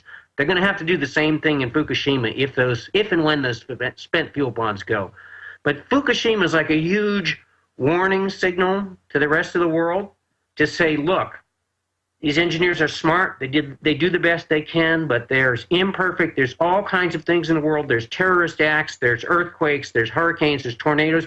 The flooding of the Mississippi almost took out a nuclear power plant. They were protecting it with sandbags. It was like inches away from flooding the control room in a nuclear power plant. Well, now I read all the time about leaks that aren't even a big deal. I heard down in Southern California, remember earlier this year, they had a leak at a reactor. San Onofre is probably toast. That reactor's probably gone. They rebuilt it with these new cooling tubes, and the cooling tubes are corroding at an incredibly fast rate. They don't know exactly why. They're doing a lot of analysis, but that's like a major nuclear power plant. Sure, and they announced, I mean, I know you know this, they're like, oh, we're just not going to have alarms anymore when radiation's released. That'll scare you. Well, we got the dumb alarms for a reason.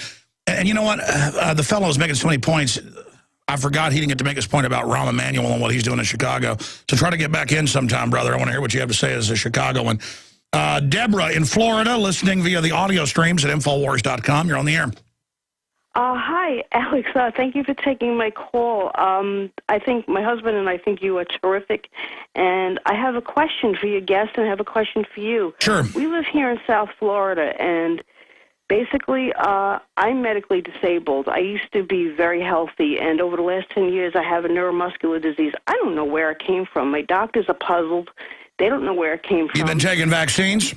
No, none at all. But I'll tell you something. You've been drinking aspartame? Eat from Whole Earth. We always used to buy food from there. Always. We stopped just recently, as soon as we heard the reports about the GMO. Oh, Whole Foods, yeah. Had no idea. My husband also very healthy, not feeling well. And he doesn't even take aspirin. Well, I mean, he's the type of person who just doesn't go near anything, you know? And, you know, down here in South Florida, it's like another world. I mean, you go into the supermarkets, the shelves are empty. It's really strange. Everything has just shifted. And we're trying to say, well, you know, there's something going on here, so how do we prepare? I've got to say, I travel some around the country, and America does, in many areas, look like it's in a depression. People who are wealthier live in their own little enclaves and aren't really aware of it, but I've been seeing that. And look, I don't want to bash Whole Foods all day. It's a great store overall. They've got a lot of great stuff. The point is that they're bringing more and more GMO in, while claiming, you know, that we have nothing artificial, you know, on big billboards. It's the false advertising that is the problem. But I don't want to just single Whole Foods out, but I hear you and I appreciate your call. Mr. Stein, your take on what she's talking about kind of the rotting of the infrastructure. Yeah, I mean, we're seeing it all over the country, and we shipped all the manufacturing jobs off the planet, you know, I mean, to other parts of the world. It's happening all over. James Howard Kunstler wrote about it in The Long Emergency, and we're seeing that. I mean, you know, I'd started talking about it in my first edition of When Technology Fails in 2000, released Thanksgiving 2000. Kunstler followed Long Emergency. We're seeing that, and it's happening. And it's going to take rebuilding the world. And most people, when I ask the question, you know, the optimistic doomers is people in my category. When I say, well, how many people think that we stand a chance of shifting from total collapse, but we're probably going to have to get knocked around really badly before either people take back the government or people in the government get so freaked out that they're willing to actually, you know, make real changes, not little tiny changes, not keeping the status quo going. And now about 1 out of 3 people, me included, raise our hands, and basically all of us, most of us seem to think it's going to take some pretty serious knockabouts before we make the changes that'll prevent total collapse. And so what's my chance of us avoiding total collapse? Pretty slim, but I think it's doable. And I think that, you know, especially when people, if we have events that are really serious but aren't game over, then we stand a chance of making the changes. Of course, if we get to a game over situation, you got a game over situation, and then it's like shoulda, woulda, couldas, and it's too late. Sure. Well, in many areas, you got 30 million people starving to death a year, up from 15 million just a decade or so ago every year. For people in Syria being attacked by NATO and al-Qaeda, it is the end of the world. So, you know, there's the old saying of it's a depression if you're out of work. It's a recession if your neighbor's out of work. But we all know it's fake economic numbers. We all know the recession didn't end 4 years ago, and the globalists are not changing course. Matt Stein, thank you so much for spending time with us. We'll come back and break down drones looking through your windows. They've made the announcement. Stay with us. County Sheriff Greg Ahern says his office would only use the drone during emergencies. Pursuing a suspect on foot or pursuing a vehicle in an area, or search and rescue or disaster. And for proactive policing, like catching marijuana fields on public lands. They do have infrared capacity. And in grow houses. One of the most valuable assets, a live video feed. You'd be able to see what the drone is seeing as it's flying. But not everyone's a fan. The ACLU wants drones only deployed when there's a warrant and is worried they might hurt privacy and people. Quote, drone manufacturers are also considering offering police the option of arming these remote-controlled aircraft with weapons like rubber bullets, tasers, and tear gas. But Sheriff Ahern says an armed drone is out of the question. Okay. Yeah, and tasers are out of the question, too. Again, they're just rolling these out on everybody. They already have fixed-wing aircraft looking through your walls, the ground-penetrating radar, infrared, you name it. I constantly see people being SWAT teamed because their power bill was too high. And then it turns out, you know, they have 5 fish tanks. And the cops are like, 2 people live here, and this power usage is what 4 people would use. We're going to raid you. And so even getting warrants now, you know, they'll hand them out for no reason. Looking for drugs that the government ships in on record and the big banks launder the money for. The reason they search you when you're flying back from the third world is they don't want you bringing in drugs to drive down the price. And then they could put you in a jail, private prison, run by big banks that bring in the main money. See, the real drug war is about putting you in prison to work for 25 cents an hour. Then they won't have to ship the jobs to China. You can have jobs with slave labor. And then that'll also drive down wages. See, it's about driving down wages, a race to the bottom, a deindustrialization program. It's not a free market. It's a rigged market. And here's the report up at Infowars.com. Sheriff wants drones to peek inside buildings, technology previously used to hunt insurgents in Afghanistan. And they called it proactive policing, you know, because you're guilty until proven slave. And look, I understand that there are criminals involved in the drug trade, and they'll be involved in something else that's illegal. So I know there's seedy, horrible people involved in the drug trade in many cases. But they're the low-level minions of it. And when you send nonviolent people to jail, they come out with no future. They can't get a regular job. Now they're going to join the ranks of criminality. And this is how our society has become so criminal. And it's just a fact. And if you want things to get worse and worse, then go with this.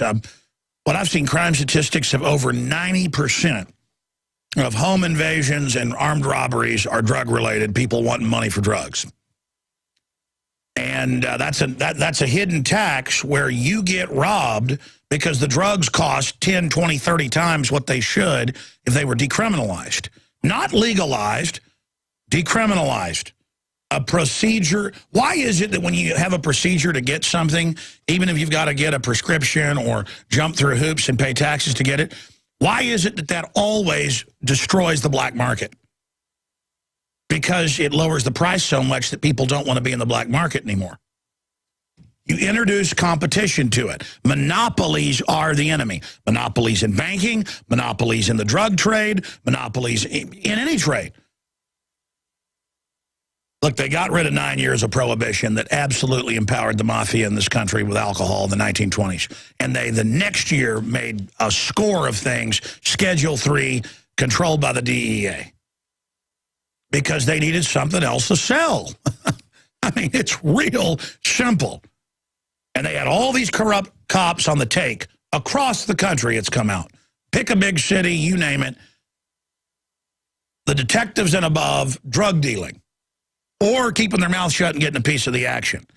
And this is how our society got corrupt. So now they'll put up with anything, basically. Shifting gears with some uplifting news. Afterlife exists, says top brain surgeon, London Telegraph, a prominent scientist who had previously dismissed the possibility of afterlife, says he has reconsidered his belief after experiencing an out-of-body experience, which has convinced him that heaven exists. This happens to all cultures. It happens to people that are atheists, you name it. They see the same thing. And I've had family that's died and seen this. I mean, you name it. We have witnessed it. Dr. Edmund Alexander, a Harvard-educated neurosurgeon, fell into a coma for 7 days in 2008 after contracting meningitis. Oh, would he take a government injection? During his illness, Dr. Alexander says that part of his brain, which controls human thought and emotion, shut down, and that he experienced something so profound that it gave me a scientific reason. And it goes through the fact that he's a brain scientist. He knows this, that his brain was basically shut down and didn't have brain waves, but he was still experiencing all this. Something so profound that it gave me a scientific reason to believe in consciousness after death. In an essay for the American magazine Newsweek, which he wrote to promote the book, The Proof of Heaven. I want to get him on. And folks, I've talked to atheists, you name it, who died and you know, been dead for 10 minutes, and they angels, the whole 9 yards.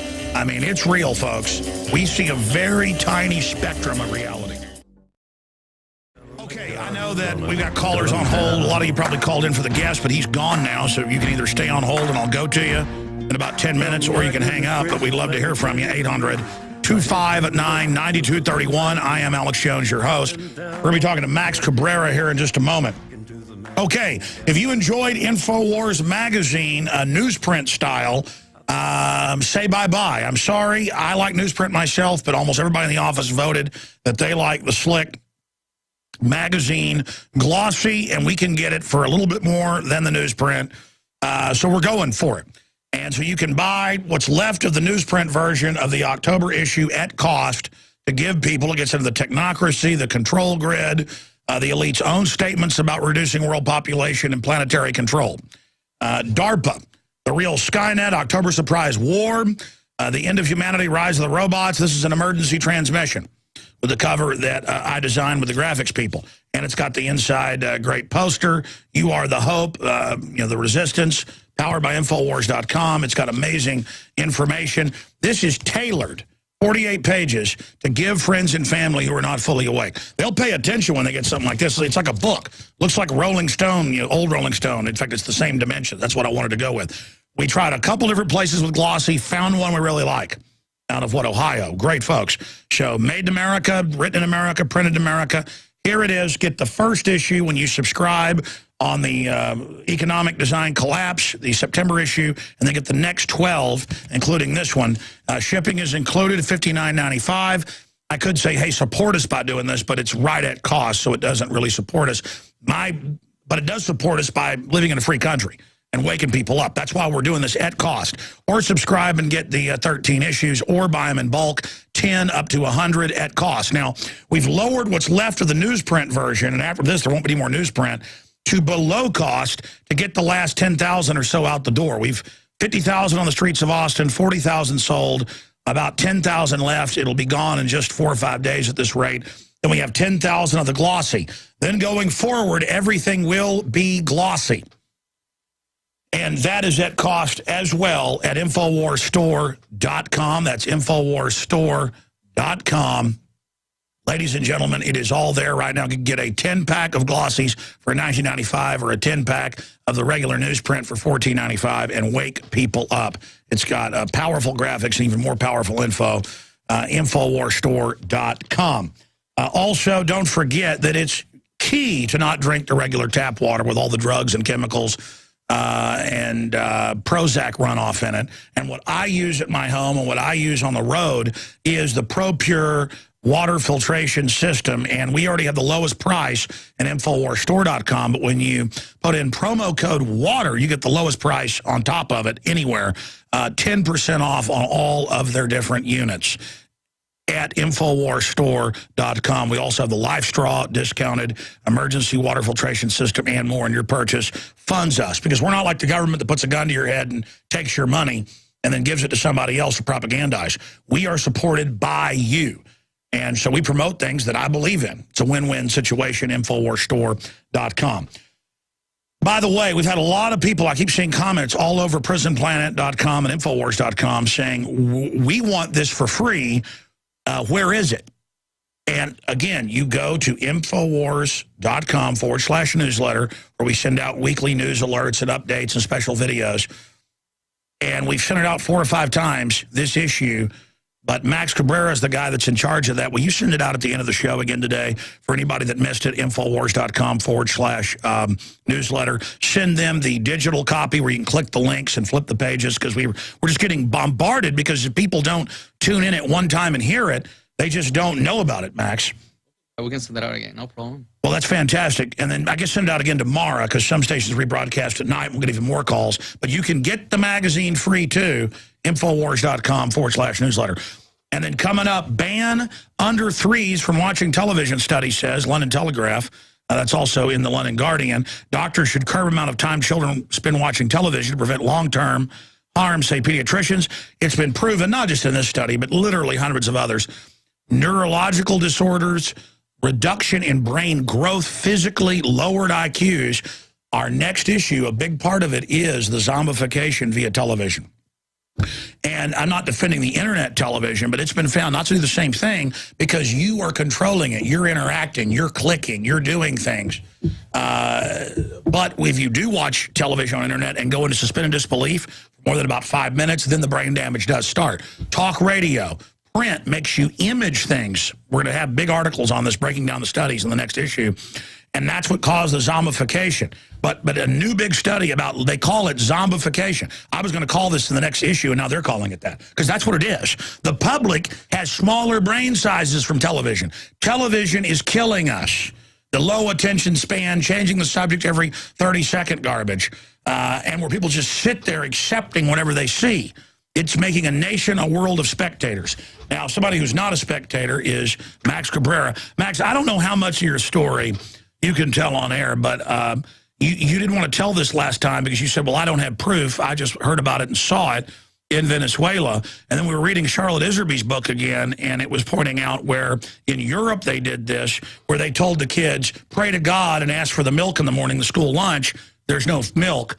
Now pray to the government, and then the government can give it. And that was, I'd forgotten that was in her book with documents. So the point is, what you witnessed and saw in Venezuela and didn't want to talk about on air, you're like, well, I don't have video, so I'm not going to show it. We do have some video you shot. We'll show more on the nightly news tonight of you down there voting. And I came to you this morning when you got back. I said, hey, did you think there was election fraud? And you said, no, they've made people dependent. They've won, just like the government's trying to do to get more than half on the dole. It's imploded your country, but just tell us what it's done to Venezuela, what 14 years of Chavez has been like. I know you don't want to get into personal stories because you don't want your family to be persecuted, but I mean, they just take businesses and then put the commies in. So describe what it's like living under this and what you think of the election. Max Cabrera, who traveled back to Venezuela, one of our best IT guys, one of our head IT guys. We got 2 IT departments. He's the head of one of them here at InfoWars. What it was like to see Hugo Chavez reelected and just what it's like to live under him. Well, actually, Alex, I took some people with me down to Venezuela so they could see the country for the first time. And they did say, your country is beautiful, but it looks like nobody's taking care of it. It looks like nobody's really watching for the well-being of a lot of the private sector. And basically, that's what's going on right now. After 14 years, we can see that the private sector has been leaving the country and people get dependent on the government. And then proof of that is the elections. I mean, the result of the elections, you can see that Chavez won with 55.25% of the voters. I was there during the whole process. I was recording people voting, and I was in the audit of the votes. And I can say it was really a transparent process, and I don't because they do it the old-fashioned way of counting it right there and then posting it, and then everybody can put the numbers together. They have the electronic version and they have the physical version. So when you vote over there, you get a... And you're a programmer, so you know about this stuff. Exactly. So I get a piece of paper saying who I voted for. I put that piece of paper in a box. At the end of the day, they open the election centers for everybody to go there and witness the counting of the votes. I was there. I did some footage of it that we can show tonight. and it was matching everything that was in. Oh, here's some of it right now on screen. So it looks like you snuck in with the camera. Yeah, that's inside the election center, and you can see people that are on the tables, checking for IDs, making sure the people that are voting are actually legal voters, and the process looks very, very well. What I can say from this is that people are becoming dependent on the government. Hold your finger up, because they, I guess, have you dip it in ink. It's very symbolic over there. After you vote, you have to dip your finger in ink, so people will know that you already voted. It's hard to take it off. And we'll show folks your finger there on camera. It was on Sunday that I did it, and still with ink. It's hard to get it off. Okay, but I interrupted you. I want to talk about turnout and some other issues. Getting back to this dependence, being born there, growing up, being middle class, what is the transformation you've seen? We've seen it everywhere. We saw it in Poland. We saw it in Russia, Ukraine, China. We've seen it everywhere the communists take over. Well, I have seen that companies from the private sector were growing in the city I used to live in, and now those companies are gone, and everything is now under the government command, big companies. And now those companies can make money. So therefore, people really depend on Chavez now. Chavez is the leader. He wants to take care of the poor. So he's like the mama pig with all the little tits. He's like the mama pig with all the, yes, exactly. And that's what got him to win again. People, I saw the opposition going to these little towns, asking them, telling them the opportunities that would be another type of government. And they will tell them, Chavez give us money and clothes. If you give me money and clothes, we will vote for you. By the way, guys, we're going to have a bunch of people in Austin saying Obama paid them to vote for him and stuff. That's on the nightly news I'm hosting tonight. And David Knight's doing the interview on some big breaking news. The federal court has ruled the EPA is allowed to poison you. So reversing the Nuremberg ruling, this is a big deal, some big breaking news.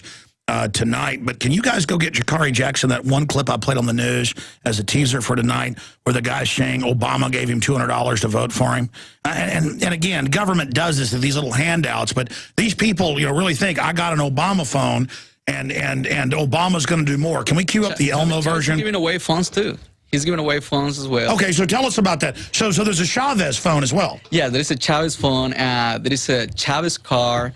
And he's giving away houses as well, but they give the houses, but without the title of the house. So the house still belongs to the government.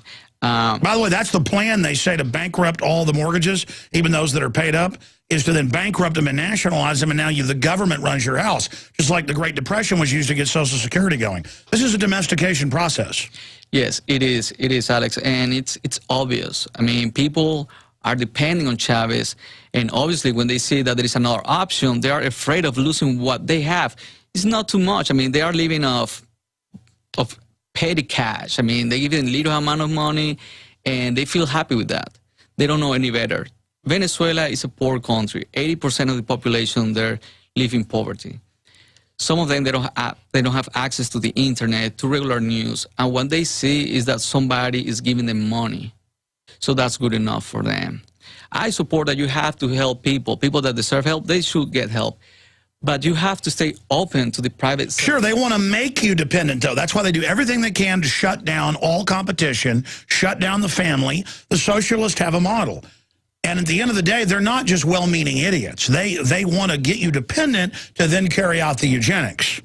So it's totally cold-blooded. Do we have the Elmo Obama phone version? Folks, you think Obama phone's good. Here's the Elmo version. Here it is. You got Obama phone? Yes, everybody in Cleveland, low minority, got Obama phone. Keep Obama in president, you know. He gave us a phone. He gave you a phone? Do more. How do he give you a phone? You sign up if you on food stamps, you on Social Security, you got low income, you disability. I have a question. Okay, what's wrong with Romney again? Romney, he sucks.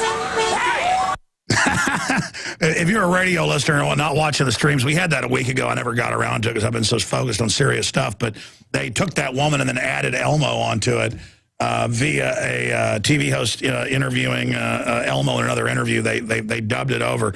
It is completely hilarious. In fact, will you ask Don to post Obama phone lady meets Elmo on Infowars.com so the radio listeners can see that. You know, we make jokes about this, but what is it like for you, you know, being successful here, the American dream, by working hard, you know, sometimes you're up here at 10 o'clock at night, evil activity, you know, actually helping build Infowars, helping fight collectivism and the corporate Borg. What is it like to then see Obama doing the same things you've talked about that, hey, I've seen this before with Chavez? Yeah, I mean, we laugh right now because we feel a little bit comfortable still. But if people can see the road that Venezuela is taking, how people become dependable on the government just for this kind of stuff, people get distracted. They don't see the big picture. And at the end, it could be too late to go back to something else that we really want. Because once they get 50, 60% dumbed down wanting their Obama phone, they don't it's like, hey, the industry left, we're standing in line to get sausages and nylons like in Russia. This doesn't work. They're like, hey, I got $200 to vote for Obama. I got an Obama phone, and he's going to do more. Yeah, that's right. And they keep promising, they keep giving people stuff, and of course they're going to be happy. They depend on the government. They don't want to work, and that's the problem. Some mates over there, they get salaries from the government. Therefore, they don't have to go find a job. So they just stay at home and they get paychecks. But you've described, though, how after 14 years he's been 14 years. I mean, we're not just saying this about Chavez. Describe how bad it's gotten, though. I mean, you've been telling me it's just worse and worse and worse. Well, my brother-in-law, he cried when he saw the results of the elections just because he has been in 2 companies that has been taken over by the government. I have seen things that are lacking. I met your brother-in-law. He was up here with. He was a nice guy. Yes, he was a nice guy. He's a professional. He's an engineer. He's very qualified for any job in engineering. We've got a family friend who grew up, their dad in Czechoslovakia, Czech Republic under the communists. He was an artist. They said, we just don't like your art because he'd won some art display against one of the communist kids. So they just banned him from his profession for life. Playwrights, you name it. I mean, it's hellish to be under these people. My brother-in-law, he can't get another job in the big companies because he's against Chavez. Now he has to work in a mall. It's not a funny thing, Alex. I mean, it's a hard situation for the Venezuelans. So you either kiss his hind end and kiss communism's butt, or you don't get one of the government-controlled jobs. That's right. And people are now concerned because over 6 million people voted against Chavez. Now those people are concerned. Are they going to take some measures against us now? And that's what's might happen now. Venezuela showed a very good behavior, and we are expecting Chavez to respect those 6 million people that voted against him. I mean, this is also... What's the hope, though, that he'll just die of cancer? He will die of cancer, or people will react. I think it's been 14 years. I thought people were already looking at reality, but they're not. And we're hoping for them to wake up and see what's better for them. What about the military? Do they still worship him? Some of them, yes, but actually Cabrera said that he has the Minister of Defense already. He had the Minister of Defense, and he's an active general in Venezuela. So that means, yeah, the militia is with Chavez, but not all of it. There's parts that are with the opposition as well. I mean, how much worse has it overall gotten in Venezuela in 14 years? It's very unsafe. That's the main concern about that. It's very. Hold on, tell us about that, because you were telling me crime has just exploded. Yeah, crime. Stay there. We're going to come right back, and I've got the clip of the guy in Austin saying Obama paid him 4 years ago to vote for him. And then some of your phone calls. We'll do some overdrive. Stay with us. Well, I tell you, the collectivists cannot take the spirit of art and literature and individual beauty. They cannot take the power of Willie Nelson or Merle Haggard. They cannot take the courage of Pancho and Lefty, and that's why they keep losing. But now because of manufacturing, this is what Karl Marx said. He said it would get to a point where the state could just flood you with baubles, and people would sell out to the collective for that. And you're upset. I've never seen you like this in the few years you've worked here, Max, saying this is devastating. And you said you wish that you could say it was a fraud and not say that your country people had been turned into jellyfish. I mean, describe it in your own words. Yeah, that's right. I mean, after looking at the election results, it was sad that people has been dumbed down to depend on this government. And I feel the problem is that they only see their individual problems, like, okay, I got a phone, I got some money, but they don't see beyond that what is going on in the whole country. And I tell the American people, they really have to, instead of only being worried about what they get, like a phone, they should see what the candidates are talking about, what they want to do worldwide and nationwide, because this is going to affect everybody. By the way, you said you thought his cancer was a ruse privately, and now he does look perfectly healthy. You think it was staged? I think it was a stage. I think he got sick. It wasn't as bad as they were saying, because now he looks better than ever, more powerful. Well, they do have near cures for cancer they keep from the public. There's a big mainstream article out on a big study with magnets today, and then they find the cures and they give it to themselves. It just happens to be close to the elections, though. Yeah, no, I think, well, listen, we're going to have to get you on the nightly news about this to really flesh this out and really break this down, because you've got a lot of other points to make. Here, because I promised it, is that quick clip. There's a bunch of these clips coming up tonight. Jakari Jackson got this downtown Austin, where the guy said, I got $200 from Obama. And people did. The whole population got $200 after Obama got elected. Now, George W. sent out $300. And it was a letter from him. Oh, I got 300. So let me tell you, this collectivism is getting worse and worse. I got people over there telling me the same thing. They got 600 bolivares to vote for Chavez. They got 1,000 bolivares to vote for Chavez, but they didn't want to say in front of the camera because they want to keep receiving that money. We're going to cover it tonight. Here's the clip. Now, you say he's helped you out. Can you name one way that he's helped you out? He gave me $200 when he became the president. You got $200 from Obama? He gave everybody that had a disability $200 when he turned president. I remember that because I got... All right, that's enough. But the rest will be on tonight. There's a bunch of this. We got 2 reports. But again, you can keep your $200. I want my freedom. I mean, people that, quote, don't even pay income taxes, in everything you buy, it's stacked on. And the fines and regulations and fees. How many poor people know that in most states, because they contribute to this big federal kitty, they have a state tax on your energy bill that is then paid into the federal government? Or that they have that to help pay for programs for free cell phones. None of it's free, and it's just like if you go out and start feeding wild animals, pretty soon they don't know how to catch fish on their own, like grizzly bears. And now they're coming in your cabin and eating you because they don't know how to go, climb a tree and get honey. Max, you know what? We'll have you on the Nightly News tonight, okay? We'll have a big doubleheader because I got another guest on, and it'll end up being 10 hours long. But 7 o'clock tonight, prisonplanet.tv. You can choose to support us by getting memberships, or you can kneel to Chavez and Obama, who will take your money at gunpoint.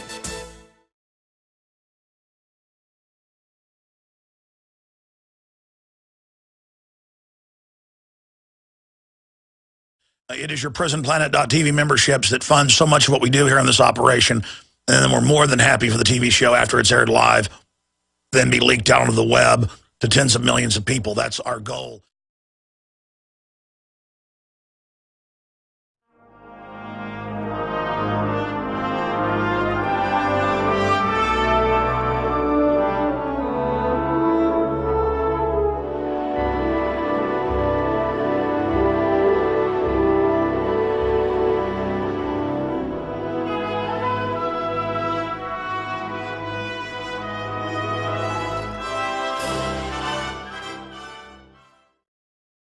Friends, it is Wednesday, the 10th day of October 2012.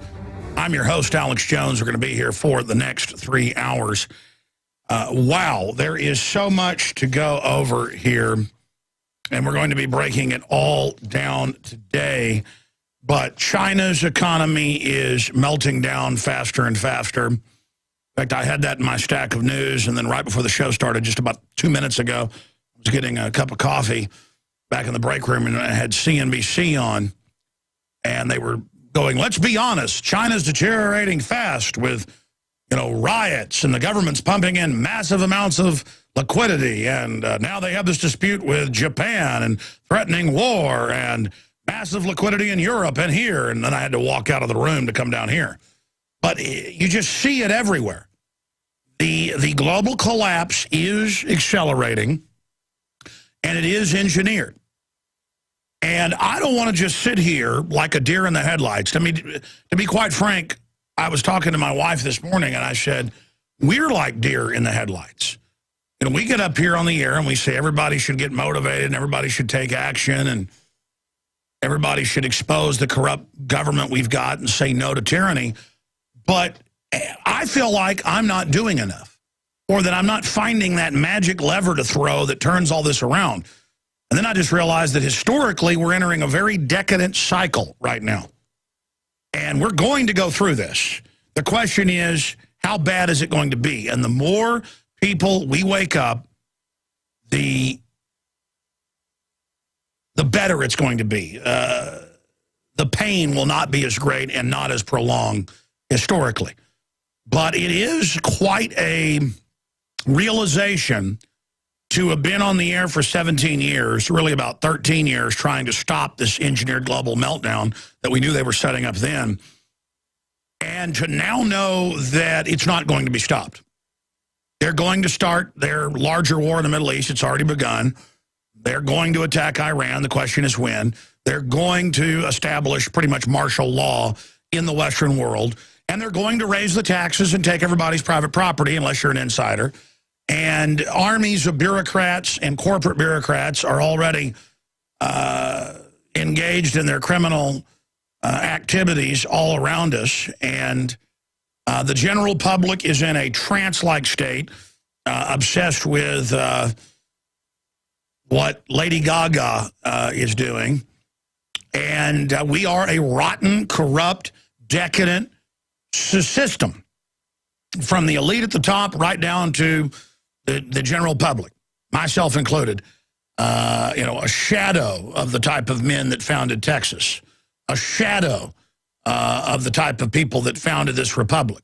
I mean, I've studied the history. I don't romanticize it. I am a shadow of those men, and the general public is a shadow of who I am. That's pretty scary when you know that you're low and weak and you're better than almost everybody. And the globalists are fully aware of all this, and they're rolling forward. And they know it's a collapse, so they're institutionalizing cycles and using the natural cycle to accelerate it, to control it, like a spacecraft going around a gas giant to pick up acceleration to slingshot to light speed. And I don't think they're going to execute. Out of Austin, they admit it happened. The family calls an ambulance and says, he's flailing around all over the place. Dad's flailing around. And so along with the fire truck and the ambulance comes the police, and the police get there, and they order a man having a full-born violent seizure, that's in my news stack here today, to freeze. And in their threat continuum, first they start billy clubbing you or tasering you, and then 10 of them will sit on you till you die. And, of course, the guy's biting his tongue, flopping around, bleeding all over the place. And they're just like, well, he isn't following our orders. Let's sit on him and taser him over and over again till he had a heart attack. And they admitted this in the report. I have this, NBC News. And I was reading some of the comments in one of the reports, and they're like, well, that's good. He didn't follow orders. Hey, your kid's mentally retarded? They're dead. Or your kid's autistic? They're dead. Because they don't follow the order. I read all the time about deaf people being attacked. And again, this isn't a cop bashing fest. The public's been dumbed down. The society has been dumbed down. To now, they don't want to hire police who've got over 100 IQs. And they tell them, hey, here's your threat continuum. Here's your threat spectrum. And they got there, and the guys flopped around. They said, stop flopping around. That's in, and he didn't. And they're like, no, he's having a seizure. And they went, doesn't matter. And they all jumped on him, beat him up, started tasering him over and over again, over and over and over again, until EMTs got there. And the Austin Police Department's defending it. They go, well, you shouldn't have a seizure. We're going to kill you. I mean, And you read this, and you're like, this doesn't make any sense. It makes total sense. And there it is, cops taser man for having seizure, Austin, Texas. That's an RT article about it. And again, it's about the mindlessness. I mean, I've been at the airport and seen them when some 90-something-year-old woman looks like she's already dead. And they tell her, get up, go through the scanner. And the woman looks up, obviously can't hear a thing. They'll have their granddaughter with them who looks like they're 50-something years old. And they're like, get her up, get up. They're like, oh, sorry, he hasn't walked in years. And you read about these stories all the time. They just say, we don't care, get her up. And they'll point to other passengers, get up, pick her up. And it's about the humiliation of the old. All the different TV shows, hate children, hate old people, hey, let's euthanize them. It's about dehumanizing us where we're lower than animals while they build up the rights of animals. You understand? Yeah, I'll give you the big news when we come back. Stay with us. I'm Alex Jones. We are back live. I didn't even get into the top news here. I haven't even gotten into it. I haven't even mentioned really what's coming up yet. I mean, here it is. We knew it was coming. It's in the New York Times. Kurt Nimmo wrote an article about it. It's up at Infowars.com. It is a big, big deal. We've known for 9 months our so-called government run by the foreign mega banks. Remember, we've been captured as well through financial fraud. Now they want to militarily put troops on the streets just to get everybody officially conquered. And the poor Syrians who've tried to work with the West, just like Gaddafi's tried to work with the West, are absolutely under 9 months of sustained al-Qaeda attack. And as you know now, starting, almost 9 days ago, Turkey began shelling the entire border region that they said so that they could help bring in more jihadis, mainly out of Saudi Arabia. And they have U.S. troops right there on the border on record. Kurt Nimmo links to all this, training them and arming them to go in. And the Russians that are there backing up the Syrians, they have been fighting to keep the infiltrators from getting in, where they can then have house-to-house battles in the different Syrian cities. They're trying to stop them at the border.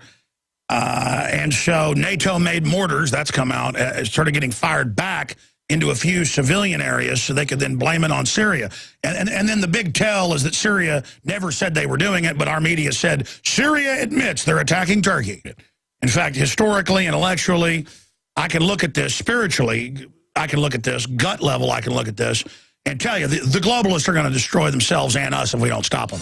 So right now, I just hope to survive this collapse and this decadent frothing we're going to witness that's going to make anything in history look like a cakewalk, and hopefully have a remnant of human civilization continue on to the future. And I've just got to go ahead and just tell you, that's where I see things going, and I don't think there's any way to stop it at this point. Okay, there you go. Maybe I'm wrong. I've tried to be an optimist, but this country and this world is a rotten hog in the sun. Welcome, my friends, to another worldwide transmission against tyranny. I don't know who you're batting for out there, but I'm certainly batting for Team Humanity and the future of our species. I want liberty and justice and a fair playing field and a good future for my children. And if my children are going to be free, your children need to be free. What comes around goes around. You reap what you sow. They got a lot of different names for it, but the truth is you don't cheat or screw anybody and not have it come back on you. And the social engineers we have running our society are as wicked and out of control and destructive as the day is long. And the only reason they've been successful, the globalists, at taking over the world to a great extent, is because good men and women have done little or nothing to resist them. And many people that are good who've gotten involved have been diverted by the globalists into their own programs, which on the surface say they have a good goal in mind, but always at its heart have dependency, centralization, and brutality at its heart. Okay, wow. I mean, every day it's an overload before I go on air looking at all the news. But let me just try to give you a smattering of what I'm here looking at. Switzerland prepares for mass civil unrest in Europe, fears over race wars, economic fallout prompt new military battalions. And this is the universities, the government, elected officials. They're all here quoted out of the Swiss newspapers. Paul Watson quotes them and links to where they're making these statements. And it's on Swiss television. It's in the Swiss papers. They're preparing for basically road warrior level collapse of Europe. And, of course, the elites in Europe are also preparing in other countries, and they're preparing here, while starting wars all over the world and trying to engineer a financial implosion. We're going to be talking with best-selling author of When Technology Fails, Matt Stein, on this and more coming up in the second hour today. So that's just one of the stories I have. You remember 3 months ago, there were, no exaggeration, over 500 news articles coming out and saying there are no drones watching you. There is no weaponization of drones. It doesn't exist. Alex Jones, Matt Drudge, DrudgeReport.com, Infowars.com was Drudge carrying our stories. We just made it up, even though Kurt Nemo's article that became the national, huge news story that they countered was linked to all these local articles where they had weaponized drones and were weaponizing them and arresting people with them from Texas to Dakota, to North Dakota.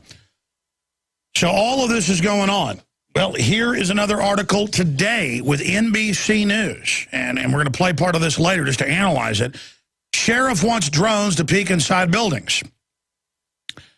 And this particular sheriff says in California that he already has drones, but now he wants them to look through your windows and to find marijuana plants and to track what type of heat resonance you have with heat scanners, infrared, so they can SWAT team your house. People get SWAT teamed all the time, and they say, well, your power bill was too high. It must have been marijuana you were growing. Come on, government. You're run by a big pharma that pushes deadly psychotropics and other drugs on the population, prescription garbage, hillbilly heroin, the rest of it, Oxycontin, kills by an order of conservatively 10 times what illegal. And then Syria's like, no, we're not. We don't want you to invade us. You're doing this. You're the ones attacking us. But it doesn't matter. Our media is now the same ones that, tell you the Federal Reserve is a government agency. They're now saying that they're going to have to bomb Syria, which, of course, they promised 8 months ago they'd never do, because Syria is attacking poor little Turkey with the biggest military in the Middle East. U.S. moves to impose buffer zone inside Syria near Jordan border. By the way, I want to get Cybelle Edmonds on.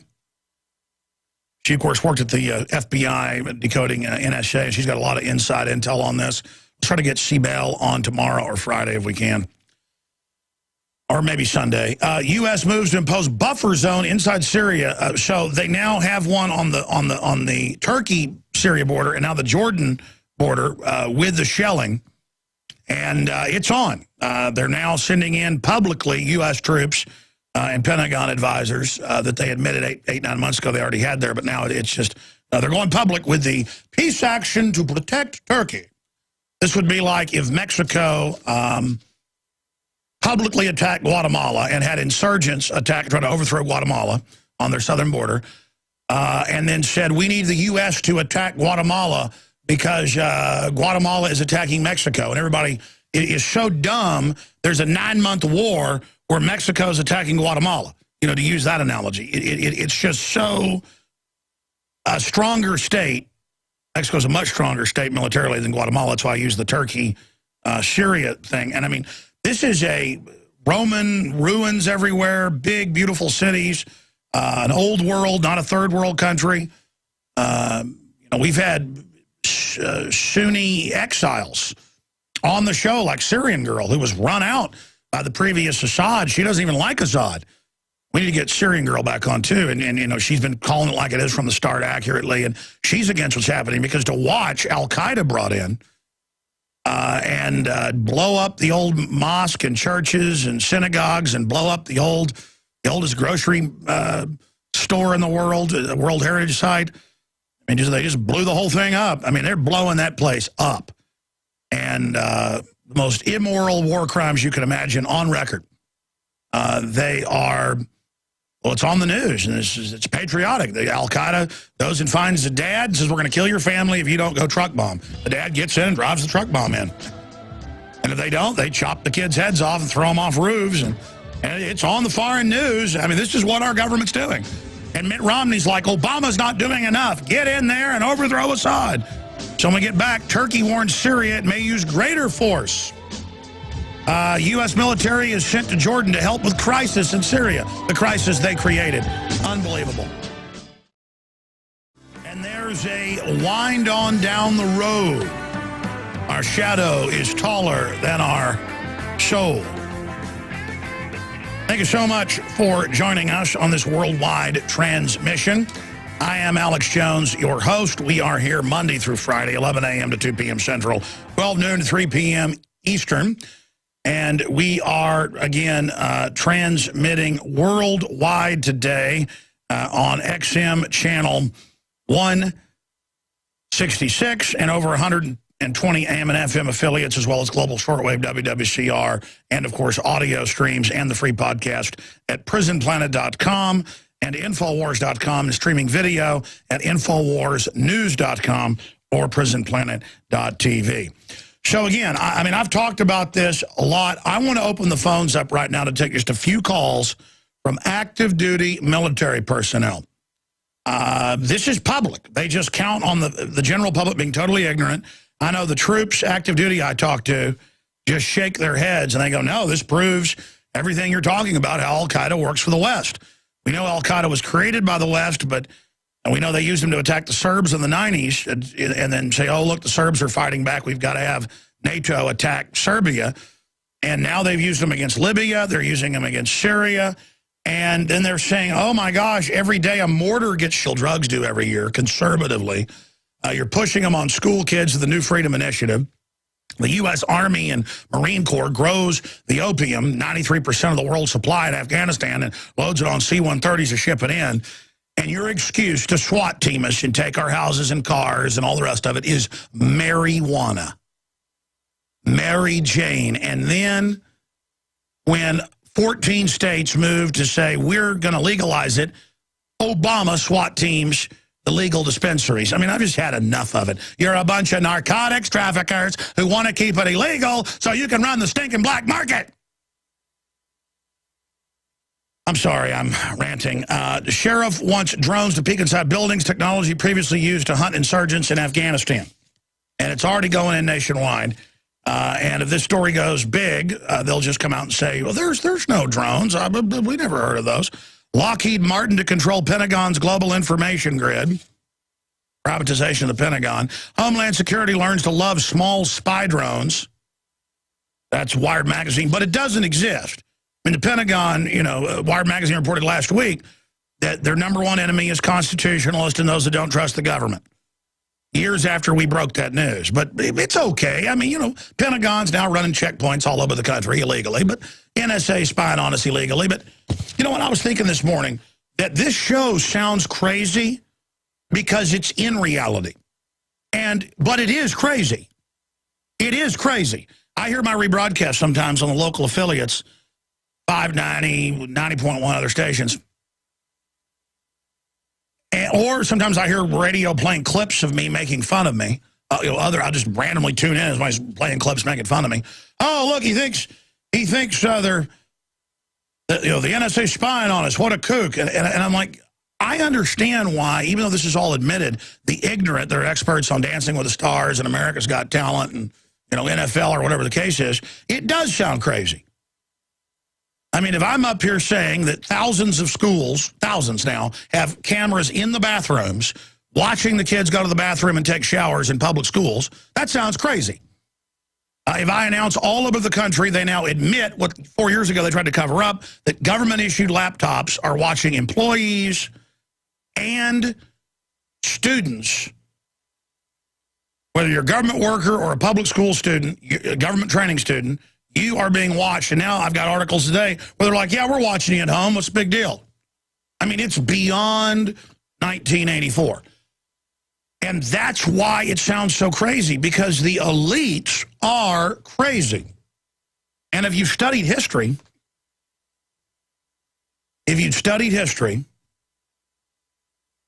you will know that, well, just look at what all the elites have done, different elites. They always think they're God and start murdering everybody in mass or demanding your firstborn be sacrificed or burning cities down for fun or, you know, some neighbor challenges them so they take over and kill every man, woman, and child, you know, or line 2,000 miles of Roman roads with people crucified upside down just because they want to, you know, hail the birthday of the emperor. Or, you know what, let's have 10,000 Roman slaves killed in the arena this month to signify, you know, the marriage of the emperor. Just a raw exercise of power. I've got several articles today about the TSA in mainstream news, one of them out of Seattle, local TV, Como TV, where people are in wheelchairs after serious surgeries, one woman terminal with cancer, and the TSA removes the bandages to make sure it's not a bomb. See, there's no medical rules anymore. There's no Hippocratic Oath. There's no Fourth Amendment. There's no nothing anymore. There is simply the system is going to dominate you, and you're like, but it's so horrible. It's so brutal. That's the point. The point is they're going to change your mores. They're going to change your attitude. They're going to train you, line up, and the Army's going to search you when we say, and you know what? I've got an article here.